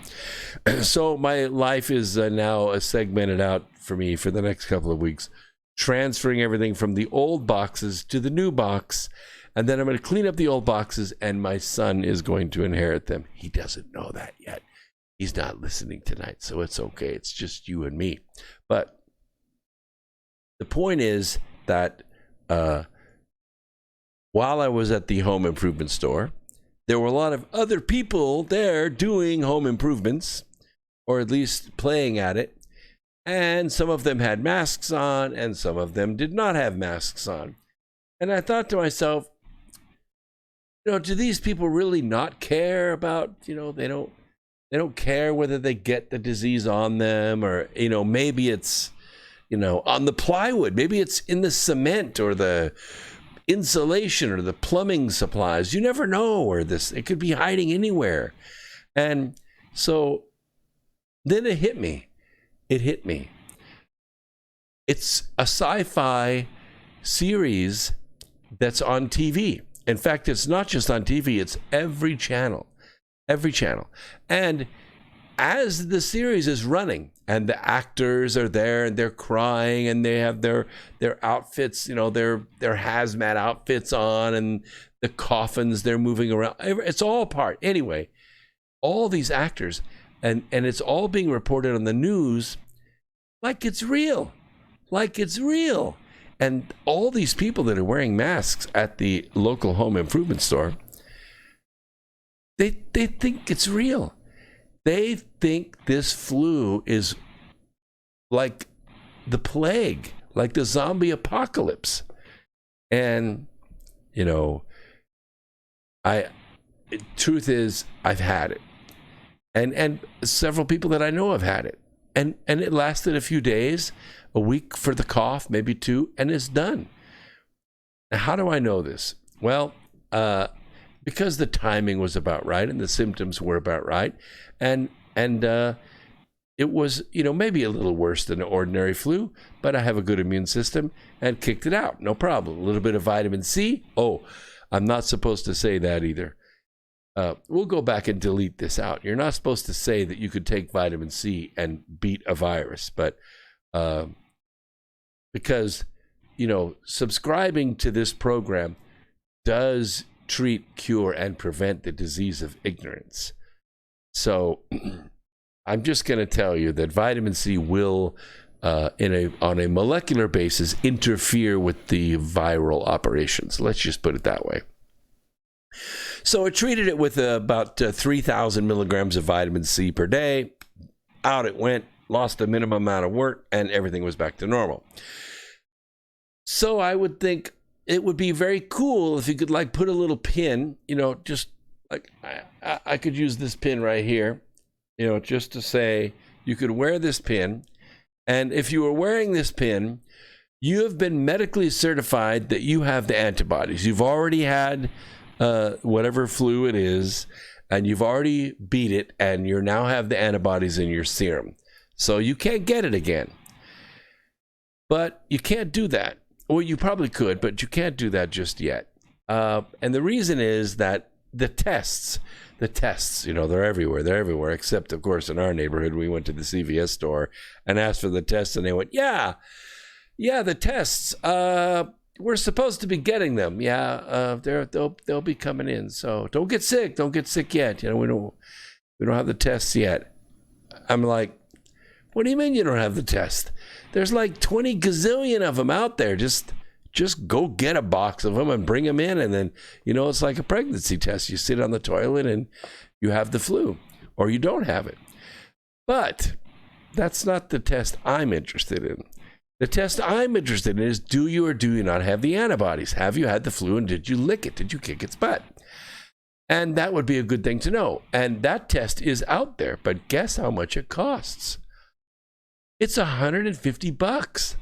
$150. They sent me a little coupon in my email. Atrium Health is like one of these giant health conglomerates that bought up a bunch of other giant health conglomerates, and they're like enormous, huge.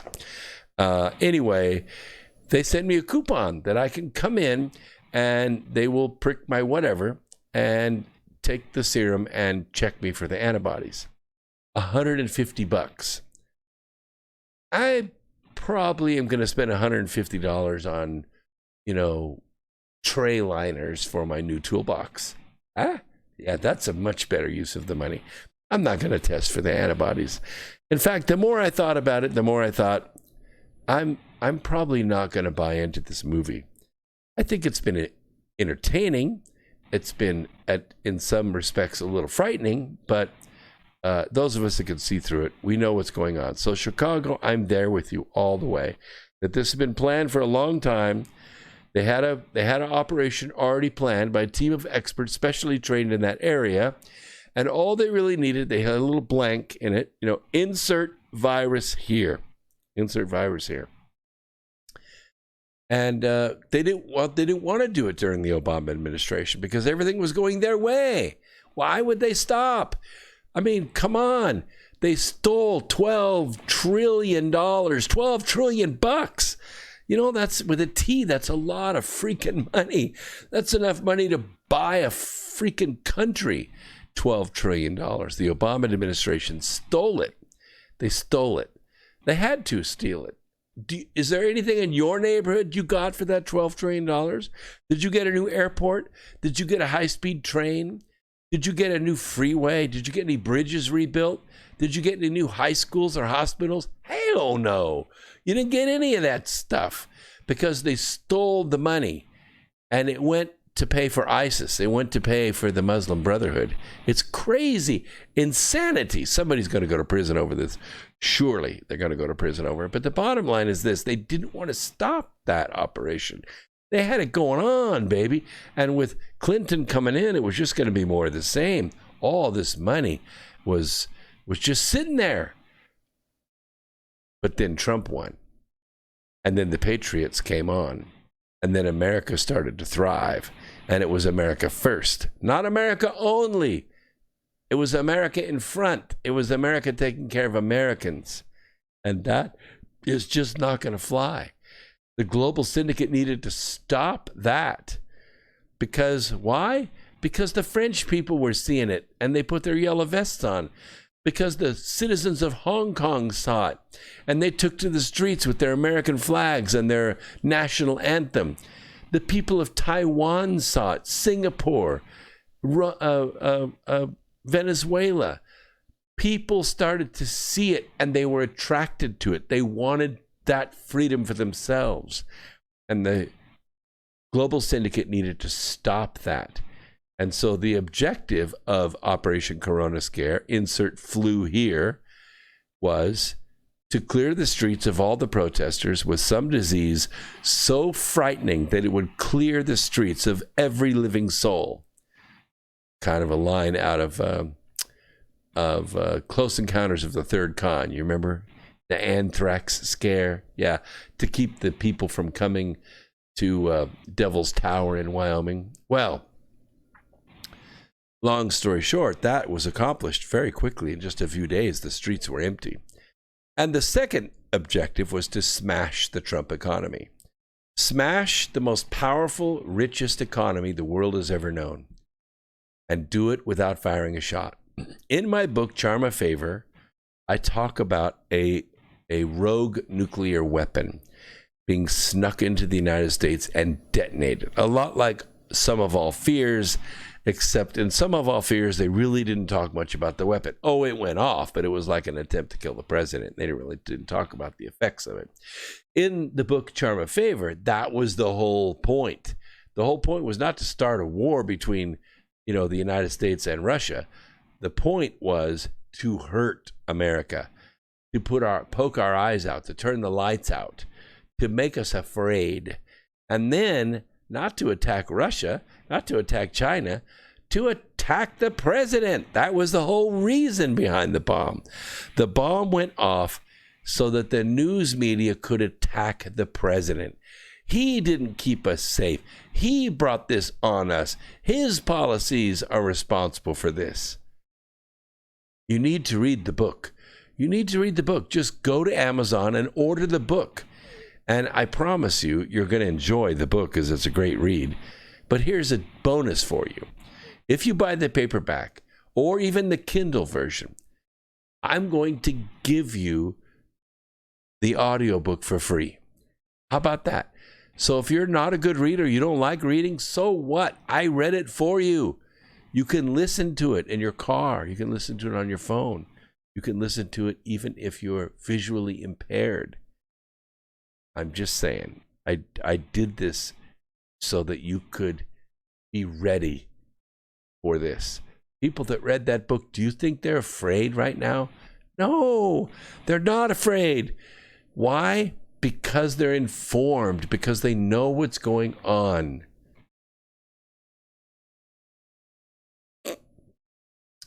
And there's a business part to this as well. And I could just tell you that the business part is worth everything. It's worth everything. And all these stimulus checks that have been going out there, you got one, maybe some small business, but the cabal, the people that are operating these dark businesses, they don't get a check. You know why? Because they would get audited. Their books would be laid open. The illegal business of trafficking drugs and people and technology that's being marketed or sold to other countries, all that would come out. They can't do that. It's all a criminal operation. We'll talk a little bit more about it. I got a caller that's been holding patiently for a minute or two, so let me go ahead and bring them on. Let's see. It looks like Forsyth, Missouri. You are on the program. What's on your mind? Hey, Brooks. This is Alex from Missouri. I just wanted to call you and tell you I've started calling it the 2020 hostage crisis. Anyway, the reason I did that was because I've been following the Democrats' acceleration towards this from last summer. Last summer, they started saying if we're going to win the argument anymore, we're going to have to shut down the conservative element of the United States. So they started saying, okay, we're going to impeach Trump. That didn't work. Okay. We got to,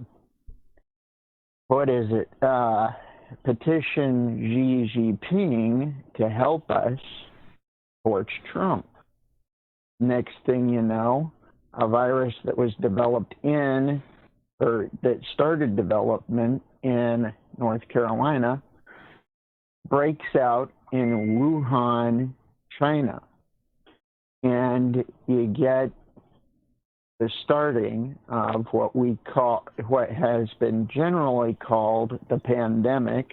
I call it the hostage crisis because the disease might be a little more severe than the flu as far as symptoms are concerned, but it infects at the same rate, even though it infects more during the days of infection. You only get 2 days of infection during the entire run of the disease, and each day you can infect about 2 to 3 people. Well, with the average flu, you've got every 2.5 days of the infection, you can infect someone, and you can infect one person each day, which adds up to about 6 people for the entire duration of the infection. Same thing with this new virus. It's about 6 people during your infection. So basically what they're doing is they're holding the Americans hostage. That's the only reason they did this. Yeah, and that's why they call it a lockdown. You're being held hostage in your own home, with your own pets and your own Netflix binging. And that's the thing. We have taken the gross national product of the United States and we've dropped it to zero. We've dropped it to zero. And that is a very, very hard thing on this country. It's a sin, if you ask me.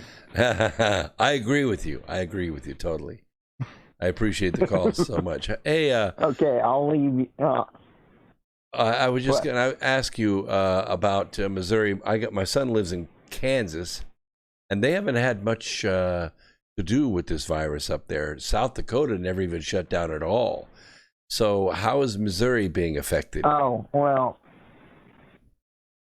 Missouri, the entire month of March, we were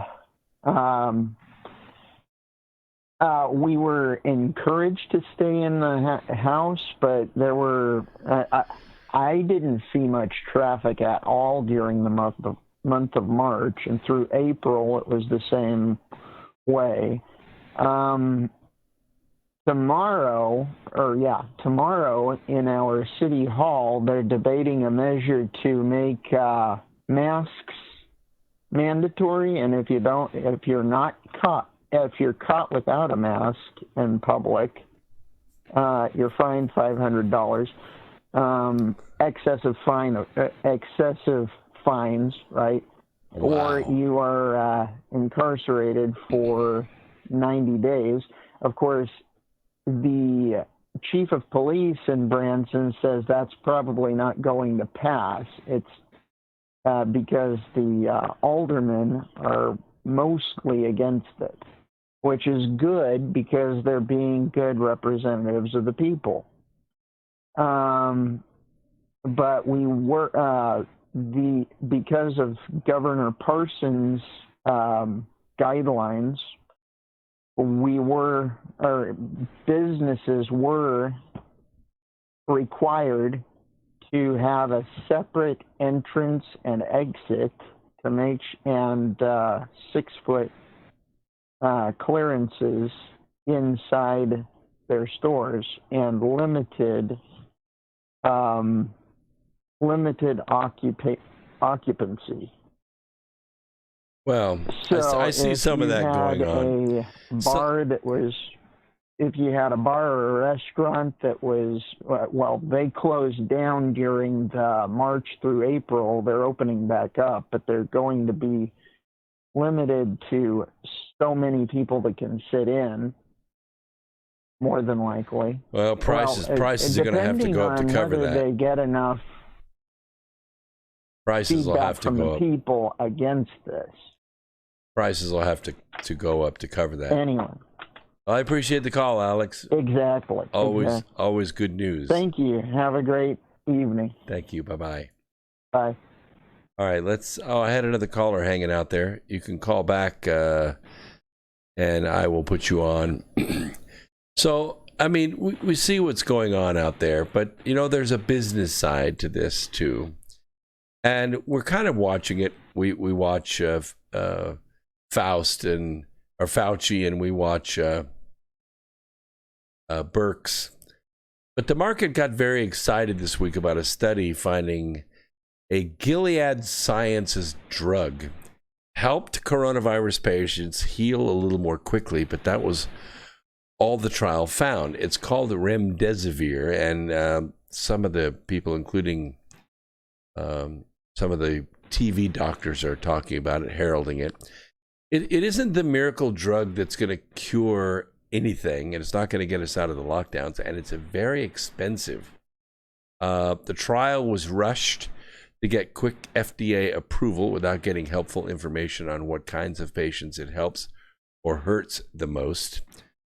All of this raises a significant number of questions, and acute care surgeon Mark Hoofnagel warns, I'm truly sorry to say remdesivir is probably worthless, except that it will cost about $1,100 for a treatment.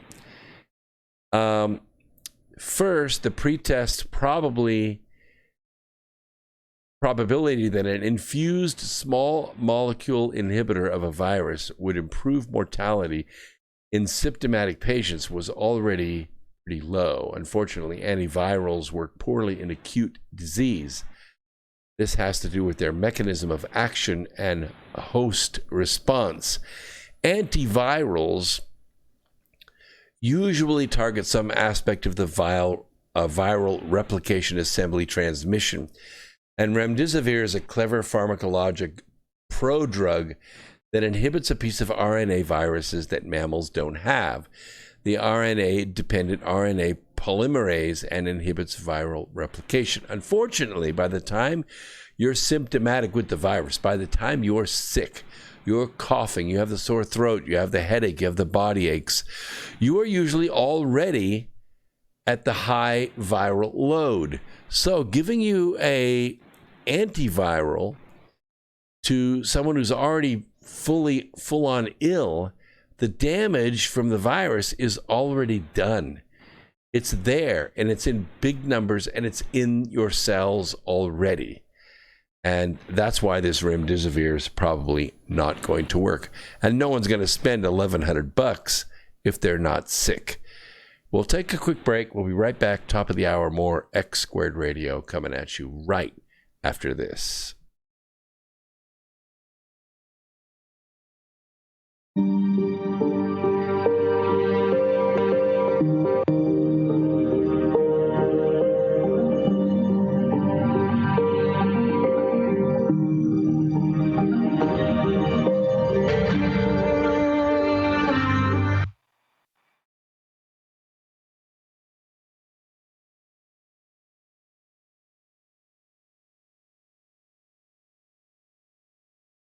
Hi, my name is Ella, and I'm 10 years old. I'm I'm one of the millions of children born to parents suffering from the sheeple virus.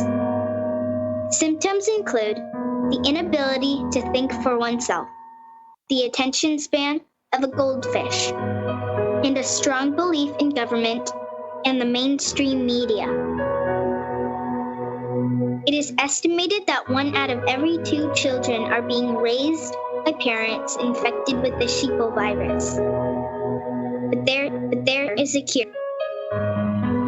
For as little as 19 cents per day, you can become a TFR supporter and help children like me get their daily dose of truth.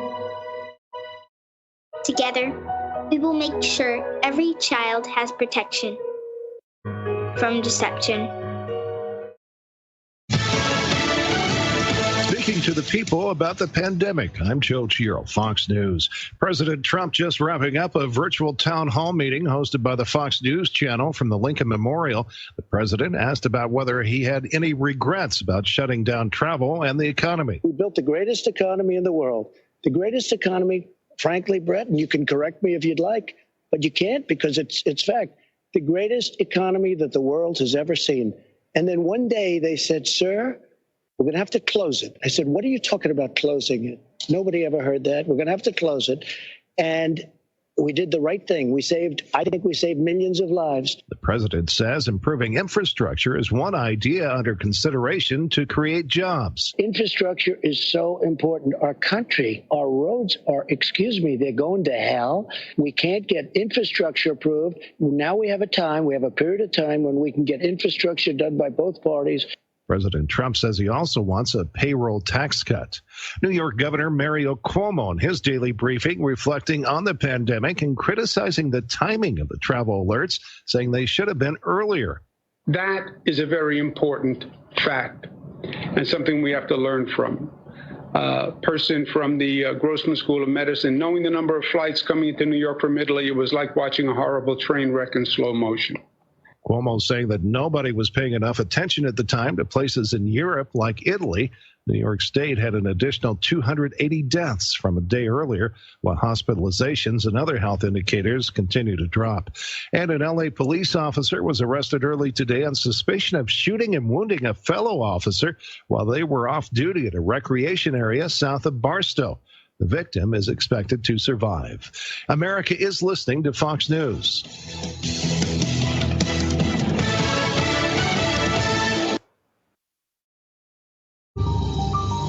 You must unite what has been set aside. We are TFR, Truth Frequency Radio.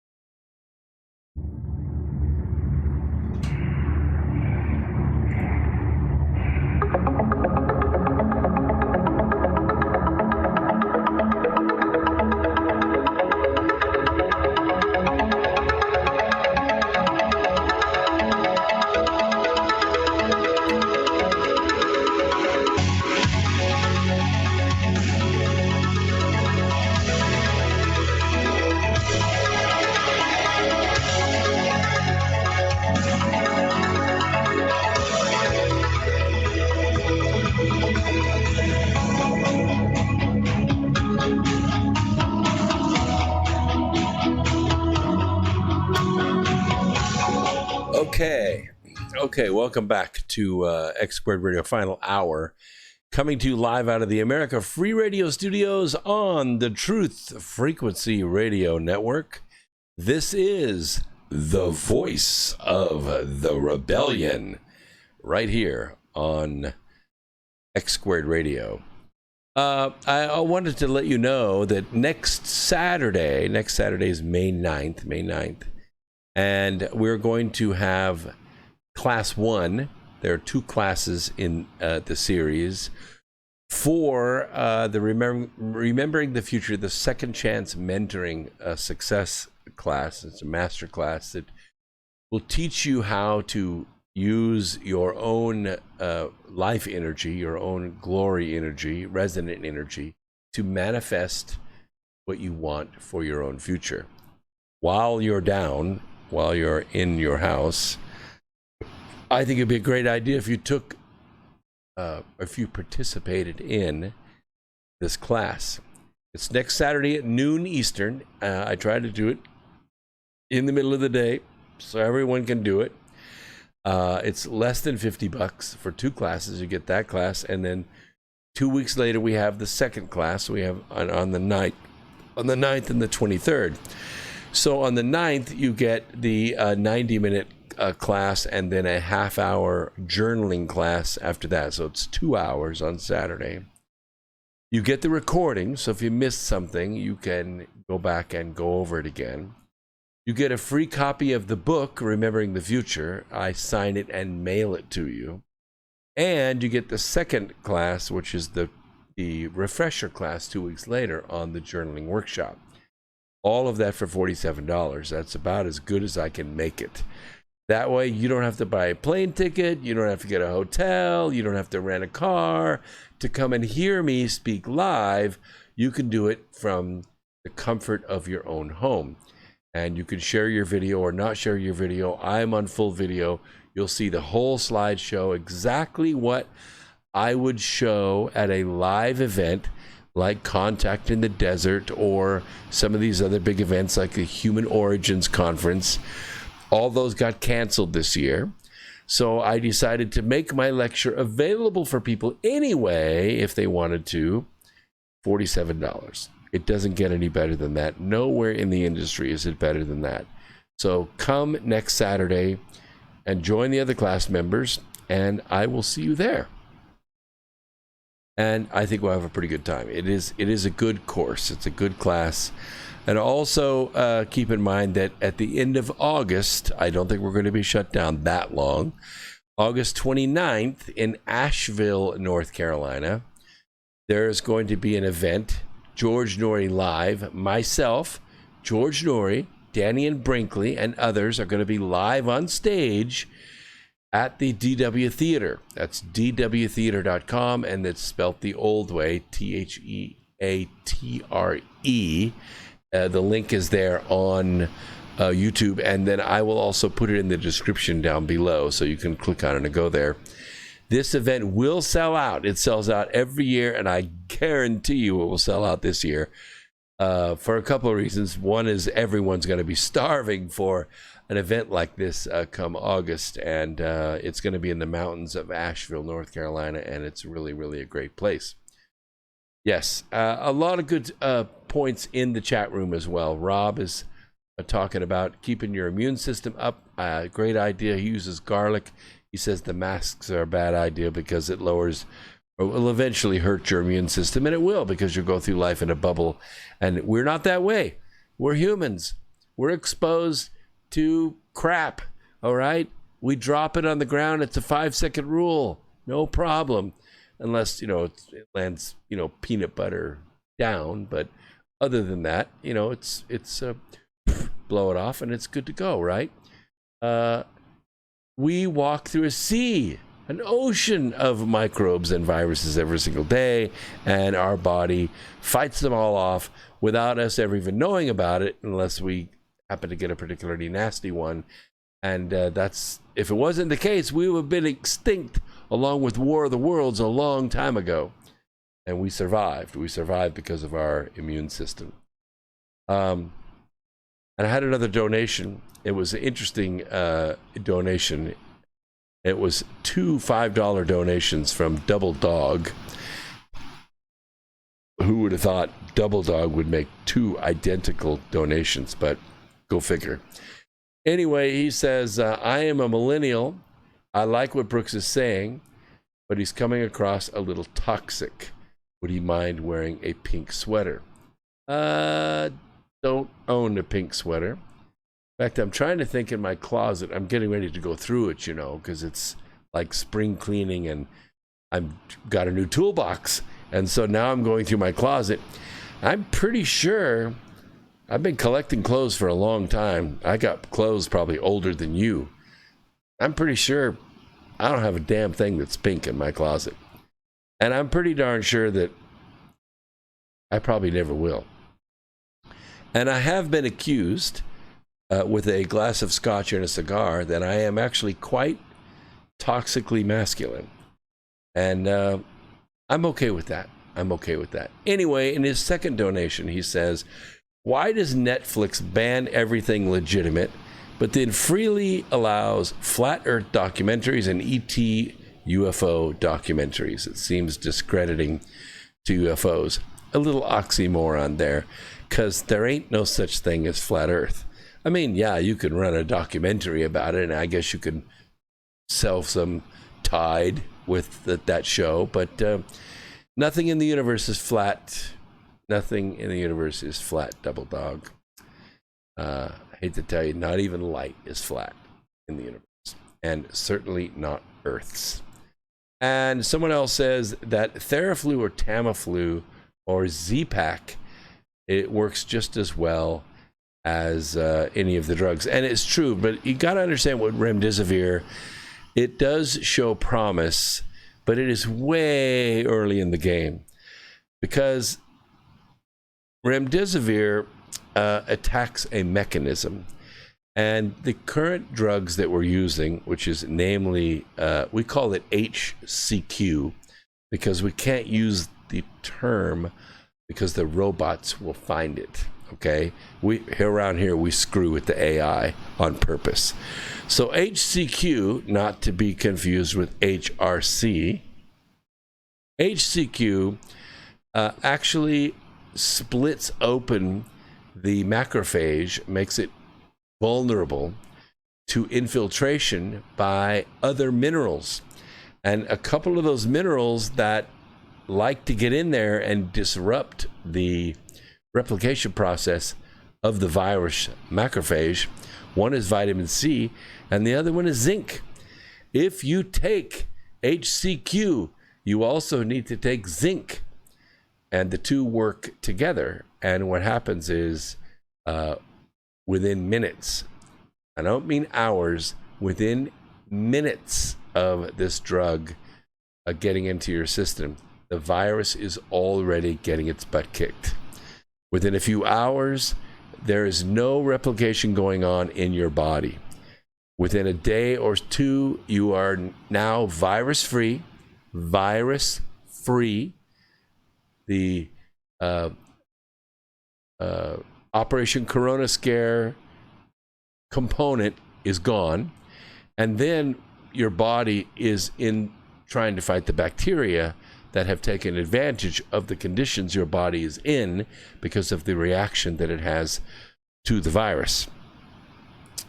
This immune system reaction is usually what makes people really sick. The aches, the pains, the fever, the extreme mucus that fills your lungs and your ears and makes your throat sore, all of that is bacterial in nature. And some of the bacteria, well, one is called Proteus. Proteus is an anaerobic bacteria. It typically resides in the ears. As long as your eustachian tubes stay open and air can get in there to equalize the pressure behind your eardrums, then Proteus will not bloom.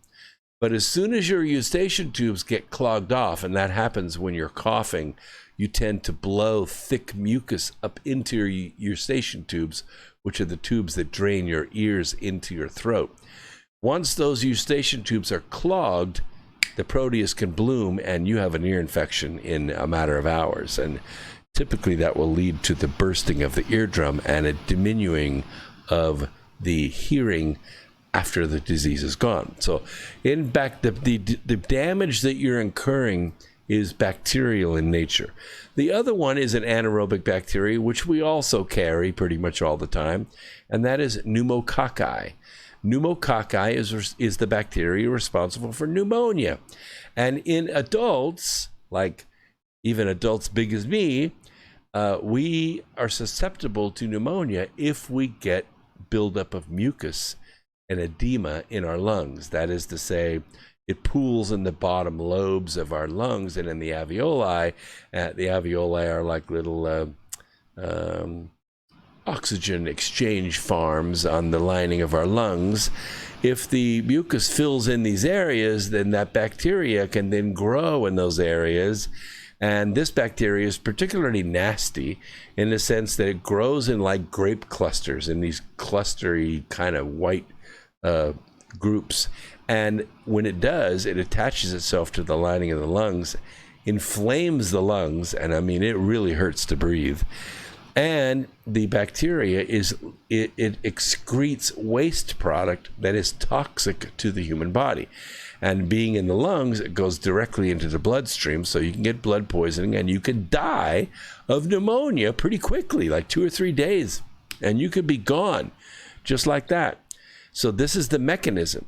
So the HCQ cracks open the macrophage, the zinc gets in there, interrupts the party, no more virus, it's gone in a matter of hours. Now your body has to fight off the bacterial infection, and that's where the Z-Pak comes in, the broad spectrum antibiotic that is produced by Pfizer.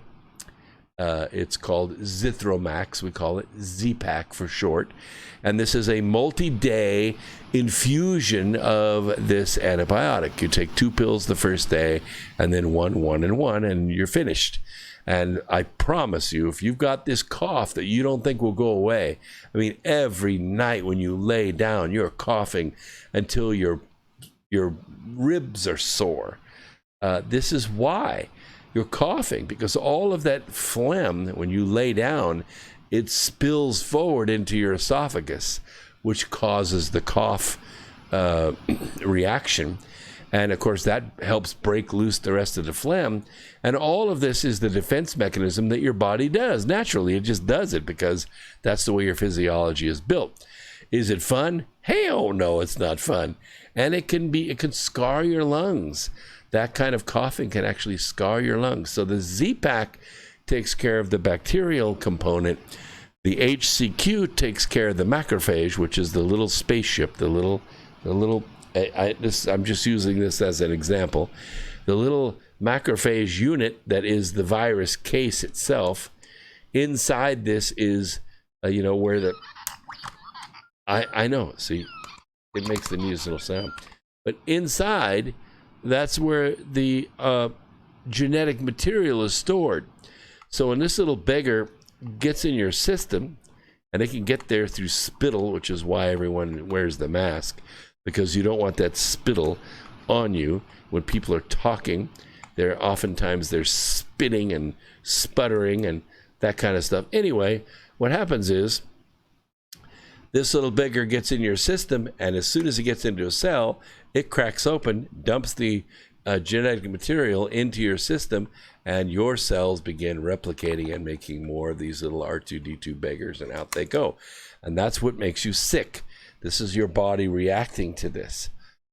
Some people have compromised immune systems. How do they get that way? Vaccines. Vaccines compromise your immune system. They compromise your immune system because you didn't make it. We are the cure. We always have been. Always have been. And if you let your immune system do what it's supposed to do, dirt and all, you're going to be fine. But if you screw with it by pumping chemicals into your body, jamming it through your skin and forcing it into your bloodstream, one size fits all chemicals and toxins, you may end up with a compromised immune system, in which case this virus, is really going to be detrimental to you and the bacteria behind it that are allowed to grow because of the conditions. This is everything that's going on with this. Can it be fought? Yes, it can be fought. We got somebody from Illinois on the phone, been there for a few minutes. Let's see. Cicero, Illinois, you are on the program. What is on your mind? Yeah, Brooks. We often also screw up our gut health by taking antibiotics. It's where we're going to take a probiotic. But even then, after we take that antibiotic, our gut health will never ever be the same again, even with probiotics and whatever else. What we were given, that natural immune system and gut health, you name it, can never, once it's damaged, once it's hit, it'll never be the same again. There are some products out there, and probiotics is a whole science. There are companies like Amare and other companies that do a very good job putting probiotics together, but the best probiotics are the ones that are alive. You drink them and they're in your gut. These powdered ones, they don't typically always work. They're subject to all kinds of shipping temperatures, and they've been on the shelf for a long time. And that's why you got to take a bazillion of them so that someone will actually take. But your gut naturally builds up, I don't know how many microbes live in our intestinal system, but it's in the thousands of different kinds. And without them, we can't digest our food. Am I right about that? For sure, my man. And it's also, they call that gut that second brain. That's your gut instinct. So once they mess that up, there's something to be said about thinking with your gut or having a gut feeling, because your gut, your heart, all of these areas, they do link electrically with the brain, and your moods, your total recall, your fortitude, everything links to your gut. Yes, sir. It's not what I call it, but just to hit up on that zinc thing, the zinc in itself, now, through your own research, is in itself an antiviral. So when they're given this hydrochloroquine or whatever else, it's that zinc that helps deliver it. Without the zinc, the other stuff is like it can start, but it can't finish. Yeah, you get some zinc in your food, especially if you eat broccoli or Brussels sprouts or asparagus. But taking zinc with the HCQ, that's the best weapon. And you're talking about people that are symptomatic. You got symptoms. You could take this $15, $18 regimen of drugs, and you're cured. You are cured. Walk away from it. You're done. Right. That caller before, and I've already written this and I've sent it out, but he was talking about how we're all held hostage. Well, I came up with this irony that, the corporations, the banks, the politicians, they go ahead and steal trillions of dollars from us, and then they make us wear the masks. The irony of that. Yeah. But let's extend that a little bit. Let's extend that just a little bit. Now, these masks are almost, a little bit more. You put a hood on us, okay? They're masks, but let's say we're now being held hostage. Let's put a hood on us. We're being held hostage with this hood or this mask. We're gagged, and we're being coerced to meet their demands. You got to do this. You got to do that. They're holding us hostage of our rights. And you're on lockdown. Yeah, and you're not allowed to group together. You're not allowed to travel on a bus without wearing a mask. I mean, you're right. I mean, our rights are being removed from us. We're being changed again. Yeah. So, you guys, hey, if you guys do what we want, stop voicing out, stop talking about us, stop assembling, stop trying to get in our way and just be the good little slaves that you are, we'll let you go out and, hang out with each other, and we won't make you wear masks, and we won't make you stay at home, and so on and so forth. And if you guys all do that, maybe we'll let you. So we're being held. Your first call, another call had it correct, but this is all garbage, especially with their policies, Brooke. These are policies they're making. When he just said, well, they're going to vote on whether or not, if they catch you without a mask, that they're going to give you a $500 fine and all this stuff. That's garbage. I don't see what any constitution or any law that could be passed to have that effective. Don't they first have to prove that you need to be wearing that mask because it's committing harm otherwise? Shouldn't they have to prove that? Well, yeah, I would think that they would have to prove that you're a risk to society by you not wearing the mask. Here's the catch. I heard the other night, I was listening to a broadcast, and the guy said, correct me, I don't even know what the name of it is. I don't have it right. It's the Medical Association. What's the utmost authority on all things medical, where they write things that, we're supposed to, that all doctors and whatever should abide by? Is that the Medical Association? Or is that the place? Yeah, the American Medical Association, right, the AMA. Okay. All right, so they wrote They wrote specifically that the general public, especially healthy public, should not wear masks. That is written. It's in their stuff. And everything these governors and these TV doctors, these paid actors, and so on and so forth are saying is going against what they have written.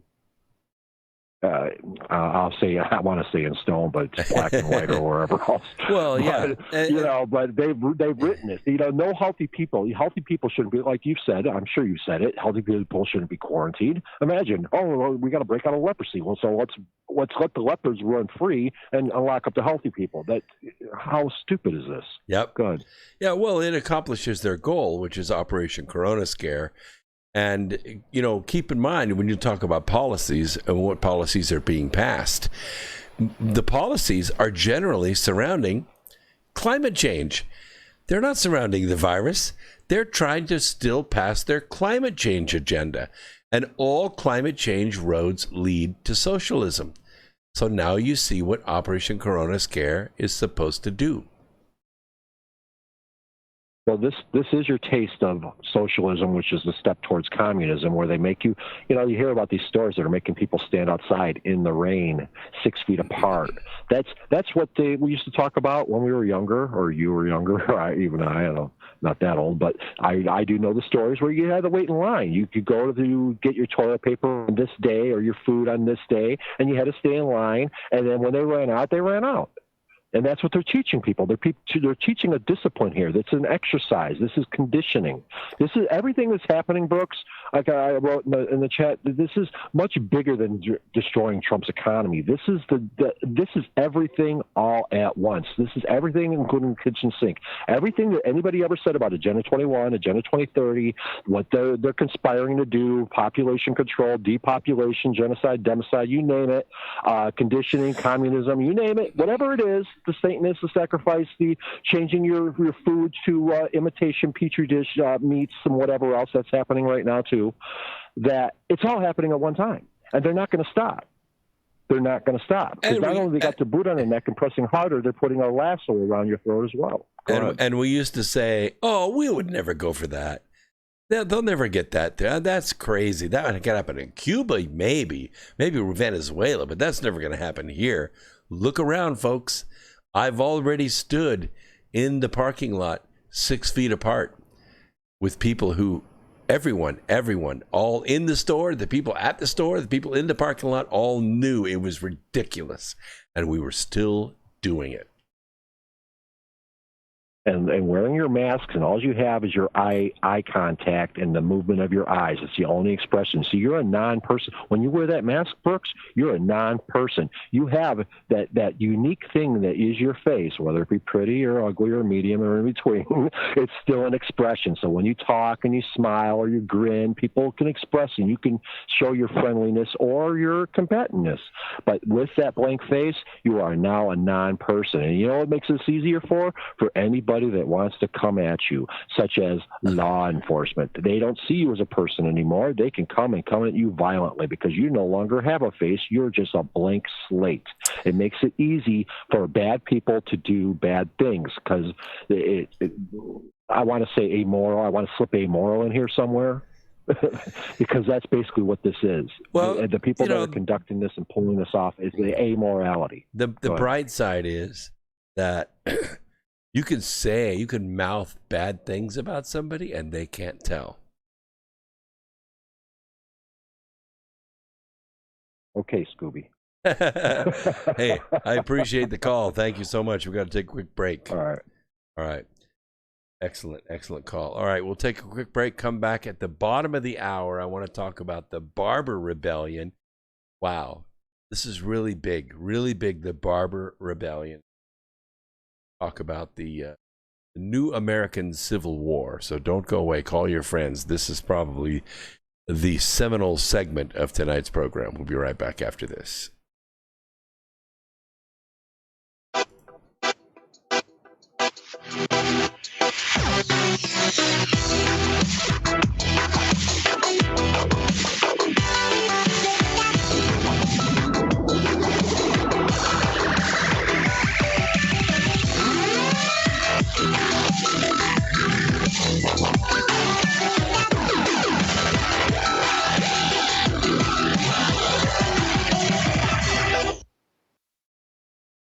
Extendivite is more than just a heart tonic. Do you have any of these symptoms? Night cramps in the hands and feet. Your arms and legs often go to sleep. On short walks, do your legs get aches and pains? Is your memory worse than it used to be? Ankles that swell late in the day? Has your blood pressure increased lately? If you answered yes to even one of these questions, you may have early warning signs of arterial blockages. Your body is saying that it is time to take Extendivite.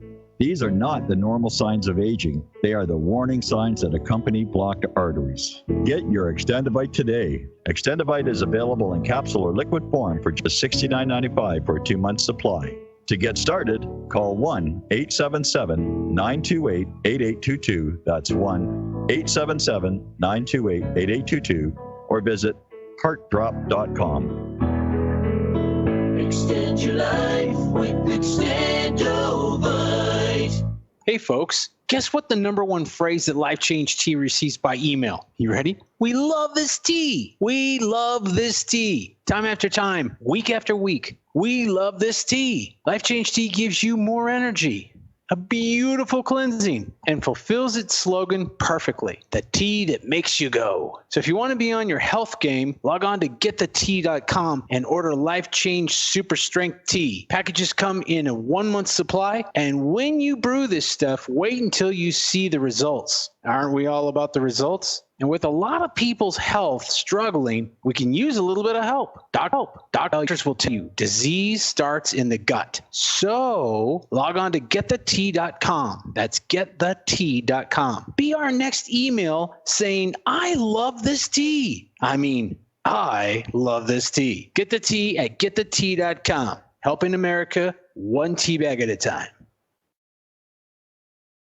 Once in a decade, a true story comes along that remembers the future. After 6 Amazon bestsellers, I have completed the epic Birth Trilogy, a true story of Earth. By reading the Birth Trilogy, you will journey with the characters from the origin of Earth to its final destiny in a white-knuckle ride that combines the intrigue of Tom Clancy with the epic scope of Prometheus and Interstellar. You will learn more about the purpose of life, the mystery of death, and the true nature of your soul than you thought possible. The Birth Trilogy is now available on Amazon and Kindle. The audio version is a free bonus when you buy the paperback, so even if you're not a great reader, don't worry about it. I read it for you. Use the Amazon app today and buy the Birth Trilogy, spelled B-E-A-R-T-H, or search for my name. I'm Brooks Agnew.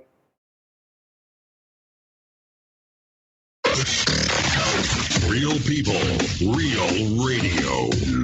Initiating the truth frequency. This is Truth Frequency Radio.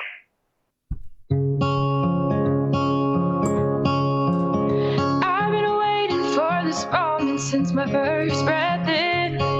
Never would have thought I'd be afraid to begin, but here I am, the edge of the water, wondering if I can swim.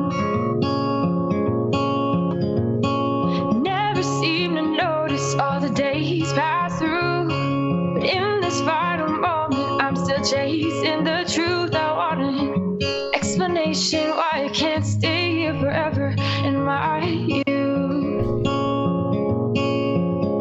And if I press on, will you wait? Will you wait for me forever, or would it be wrong to ask you to come? Will you wait? Oh, this segment's the Barber Rebellion. When the weather permits, this writer likes to work a little in his backyard in Brooklyn. It's a 20 by 25 postage stamp of cement and dirt surrounded by small plots of his neighbors. Over the past couple of weeks, as New York City has endured its lockdown, he has noticed one neighbor, day in and day out, cutting people's hair a few yards down. At first I thought, maybe it's just family haircuts. But unless this guy has Old Testament levels of offspring, it became clear that he has set up shop. He says, I even saw the cash exchanged once or twice. According to my mayor, one Bill de Blasio, you remember him, the big oafy guy who wasted everyone's time running for president. Yeah, that guy.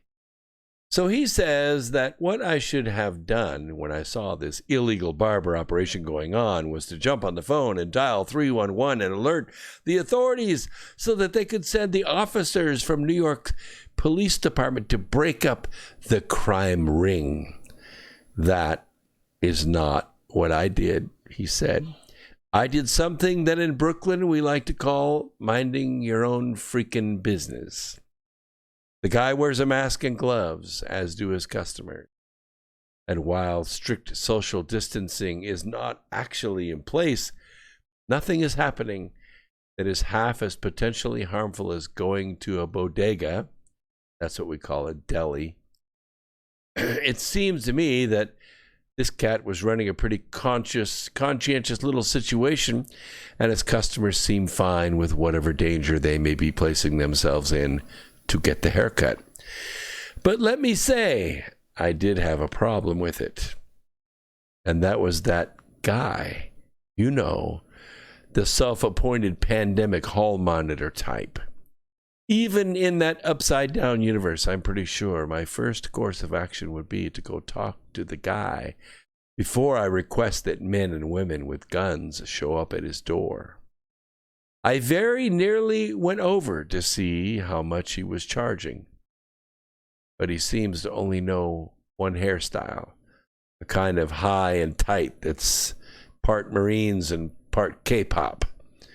I rocked that in high school, but it's not really my thing now. The point is that even though I already knew that de Blasio's rat on your neighbor policy was the epitome of stupidity, being in the actual situation made the awfulness of it more visceral.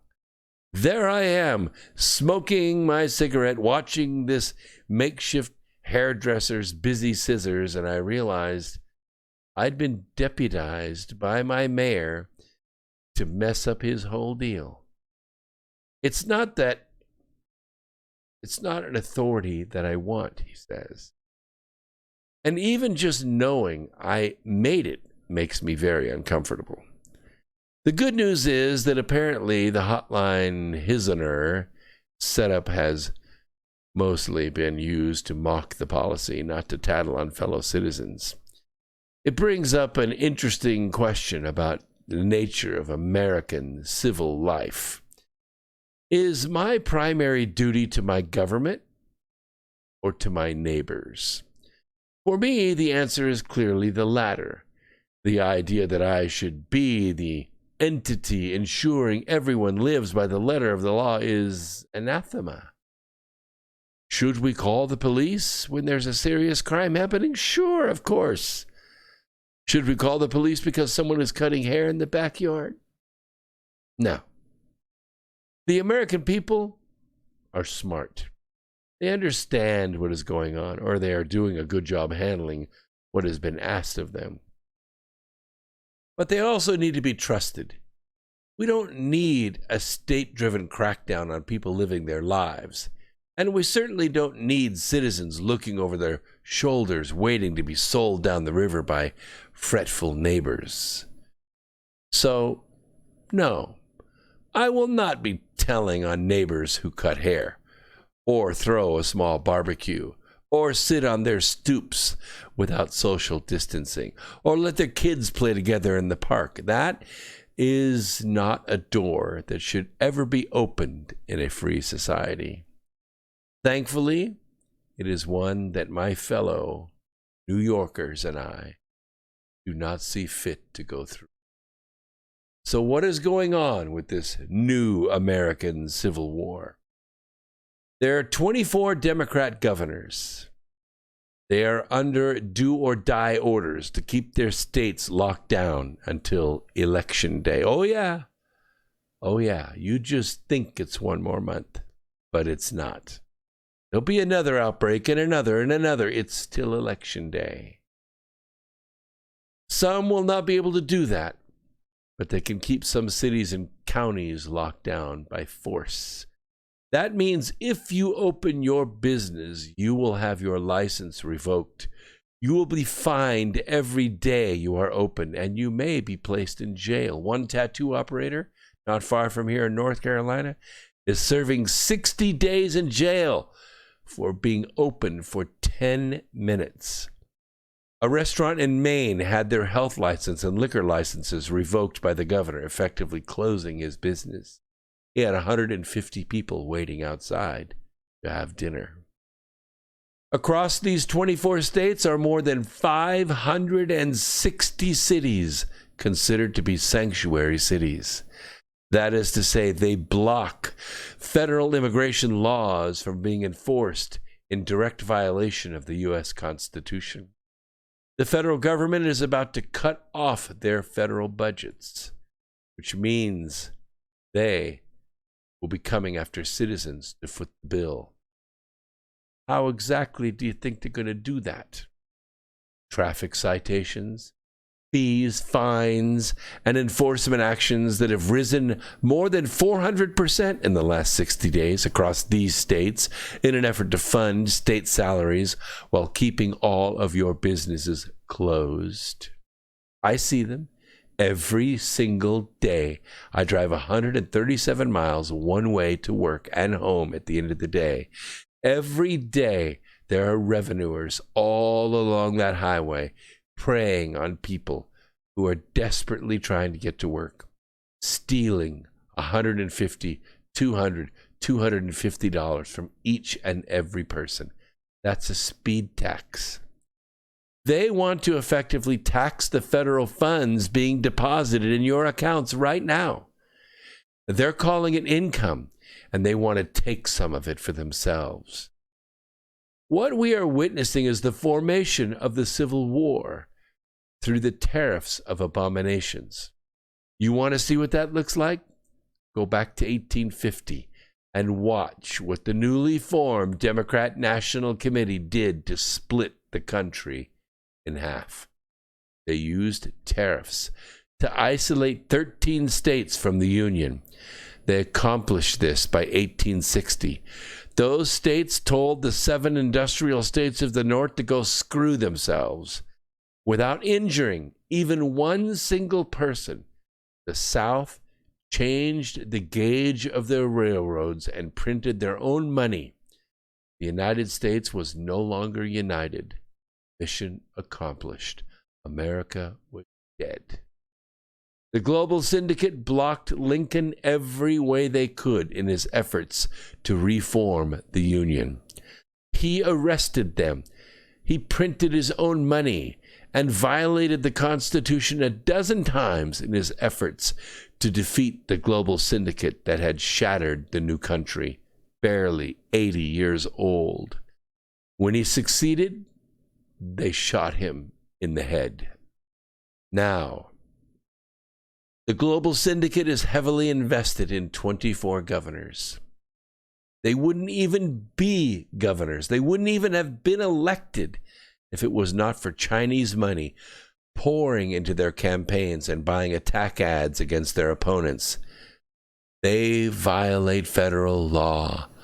In fact, when was the last time you saw a high-level Democrat arrested for money laundering, for child trafficking, for receiving foreign bribes, for murder or drug trafficking or cybersecurity violations? Never. Why? Because the rule of law does not apply to them. And as I have said before, war is justice denied. In other words, the way to avoid the war is to serve justice. That's all we're asking for. We're asking for justice to be served. You know, imagine, if you will, an edict from your mayor or your governor. This edict targets you and 30 million other citizens simply because you are a member of a specific economic class or category of worker. Your vocation has been determined to be non-essential. The directive is clear. You will forego your wages for an indeterminate period of time. You have no choice. If you fail to comply, you will face fines and or imprisonment. The stated objectives of all this are to preclude the medical system from being overwhelmed and to increase the lifespan of 1 million people, many of whom would perish within 6 months anyhow from already existing conditions. This is precisely what has happened. Mayors and governors used the suggestion by the president to enact certain social distancing guidelines, and they forced workers in non-essential occupations to stay home. They stopped them from assembling, from moving, from shopping, from selling, and in some cases even speaking with one another. This has, over the past few months, caused over 30 million people to become newly unemployed and unable to feed their families. This number will continue to rise. It is not much of a reach to believe we could hit 20% unemployment. We haven't seen those numbers since the Great Depression of 1929, when the Global Syndicate smashed the world's money supply. There is little to zero actual science behind this draconian decision. The experts told us that by sacrificing these jobs of 30 million people, and still counting, by the way, we would flatten the curve on new infections and thus keep our hospital systems from being overwhelmed. The experts and their models have been proven wrong every single time throughout this Operation Corona Scare. The expected tidal wave, it never came. The hospital system as a whole handled everything without even filling one time. Point of fact, because of deferred procedures put off in order to free up bed space for the expected surge, many hospitals, they had to lay off people. They had to put some people on part-time. Some have even shut their doors permanently. The United States is now exporting ventilators and masks. As more and more information comes in, we are seeing that this virus crap, it is infectious. It is far less deadly than expected, but it is infectious. And maybe that's what we need. Maybe we all need to get infected and cured, just like me. Become part of the herd. It is certainly not as dangerous as H1N1 that occurred under the Obama administration. When it comes right down to it, this disease is going to end up with a mortality rate at or below our annual flu average.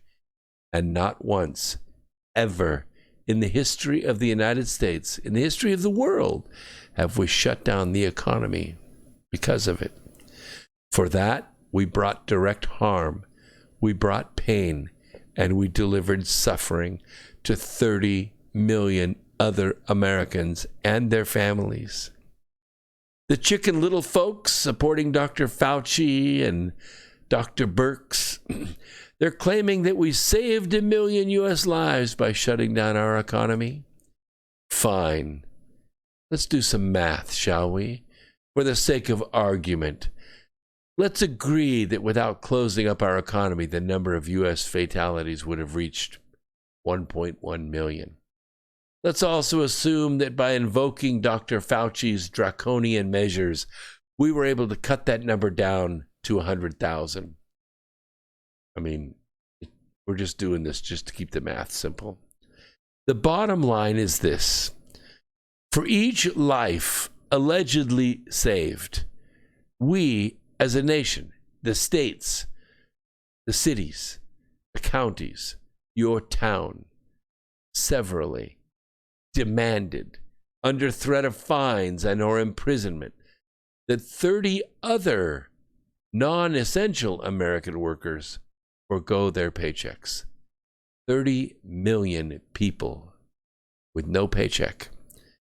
We, and I say the corporate we, told select classes of people that we were going to essentially deny them the ability to make a living. And we did it without any due process at all. There was no vote. There was no counseling. There was no debate. There were no laws. They just did it. Basically, the Democrat governors and mayors continue to deny the civil rights of huge swaths of American citizenry. The global media empire has thousands of reporters in every Republican city and state standing in line to interview the family members who survive the first COVID victim who dies after President Trump authorizes them to reopen for business. They have already written the script that will lay the dead at the feet of the president.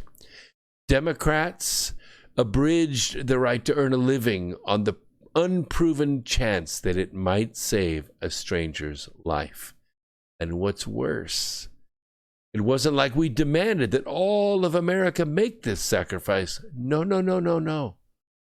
We actually forced the weakest among us to carry this load.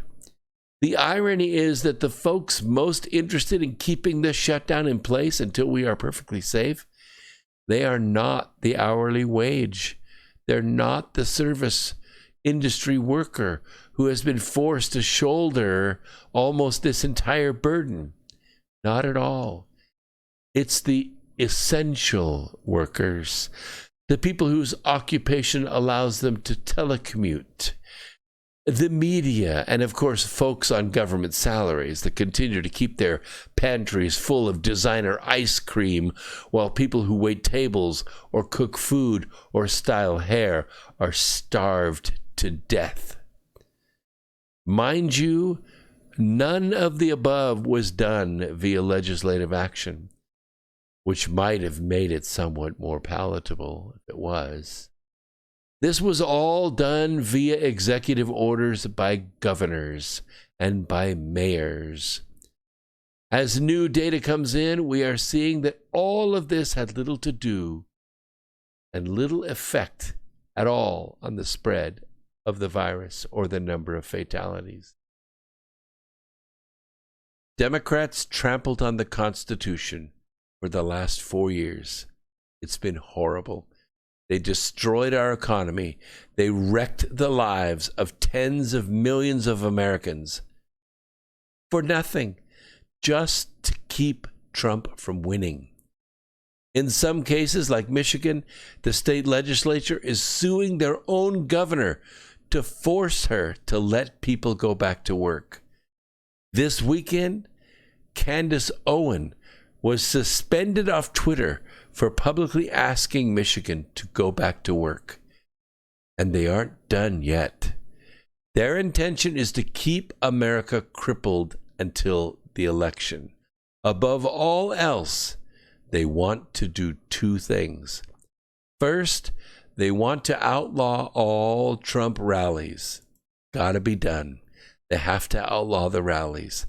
And second, they want nationwide mail-in ballots and ballot drop boxes set up in Democrat precincts to make sure to beat Donald Trump in November. I have a friend of mine at work, and he said, so who do you think is going to be the candidate that they run against Donald Trump? I said, I already know. It's easy. I figured it out a long time ago. He said, who? Who's it going to be? I said, not Trump. You're going to have two things on the ballot, Trump and not Trump. And that's who's going to run against him. He thought for a second and said, well, that's pretty much what I did in the 2016 election. Hillary, not Hillary. And that's the way Trump won that election. Listen, if they get these mail-in ballots, and believe me, they've already been printed. They've already been voted. All they need is a way to get them counted. And if they're able to do this, we will lose America. America will be gone. I could just tell you that I can feel this rebellion gaining strength. I was inspired by the retired Marine that took the megaphone and talked the baton-wielding military cops down from marching the people into the gutter from the State House in California. He did a great job, and he touched on all the right things. The right things are, we're Americans, and unique among all peoples on the earth, we have a choice. We have a choice. You cannot lock us down. You cannot forbid us from moving. You can't force us to wear a mask. You can't force us to vote a certain way. You can't force us to speak a certain way. You can't force us to give up our weapons. We are a free and sovereign people, and we can choose the way we want to live. And if we want to get the flu, by God, there's nothing you should be able to do to stop us from getting it. It sucks to get the flu. Nobody likes it. But if it takes getting it and getting cured of it and walking around with the antibodies like me, I am the living cure. I cannot get the virus. Nobody I know can get the virus. They've all had it. We all got sick in January and February, and we got over it. I don't know anybody except one person at our plant of over 1,100 people that died, and they died after getting sick with the virus. Do I know what kind of care they got? No, I don't. Do I know if he took HCQ? No, I don't. I don't know how he was cared for. I know he was an older gentleman, been working at the plant for 25 years. He was well loved, and he is sorely missed. Is it a tragedy? Yes. But does that mean that we closed our plant for 2 days out of mourning. But does that mean that the products that we make, which are essential products, don't get distributed to the world because of it? No, it doesn't. Every single person in our plant wears a mask if they're walking around inside the plant. Does it protect me? No. Does it protect you from me? No. Does it protect me from you? No. But we're ordered to wear the masks, and so we wear them.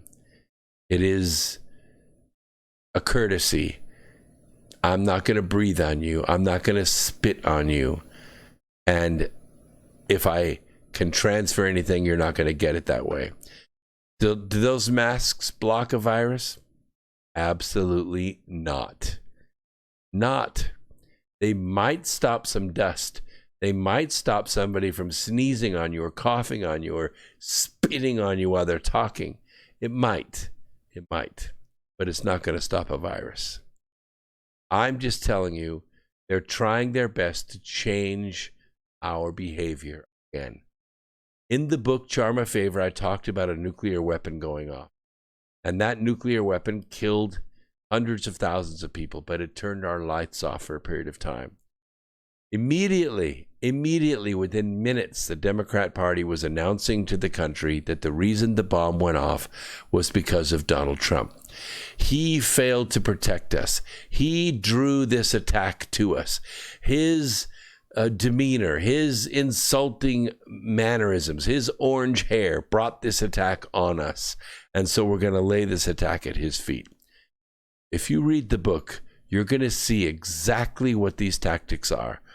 And you've already seen newsmakers and lawmakers alike try to lay the 30,000 or so people that have been said to have died with this virus at the feet of Donald Trump. It is not true.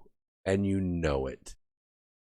Soon we're going to be through this, and America is going to be back to doing business. In doing this, I want you to go out and look for the good in people and help it to grow a little every day. And before long, you will have saved the planet. I'm Brooks Agnew saying peace, Earth Explorers. See you next week.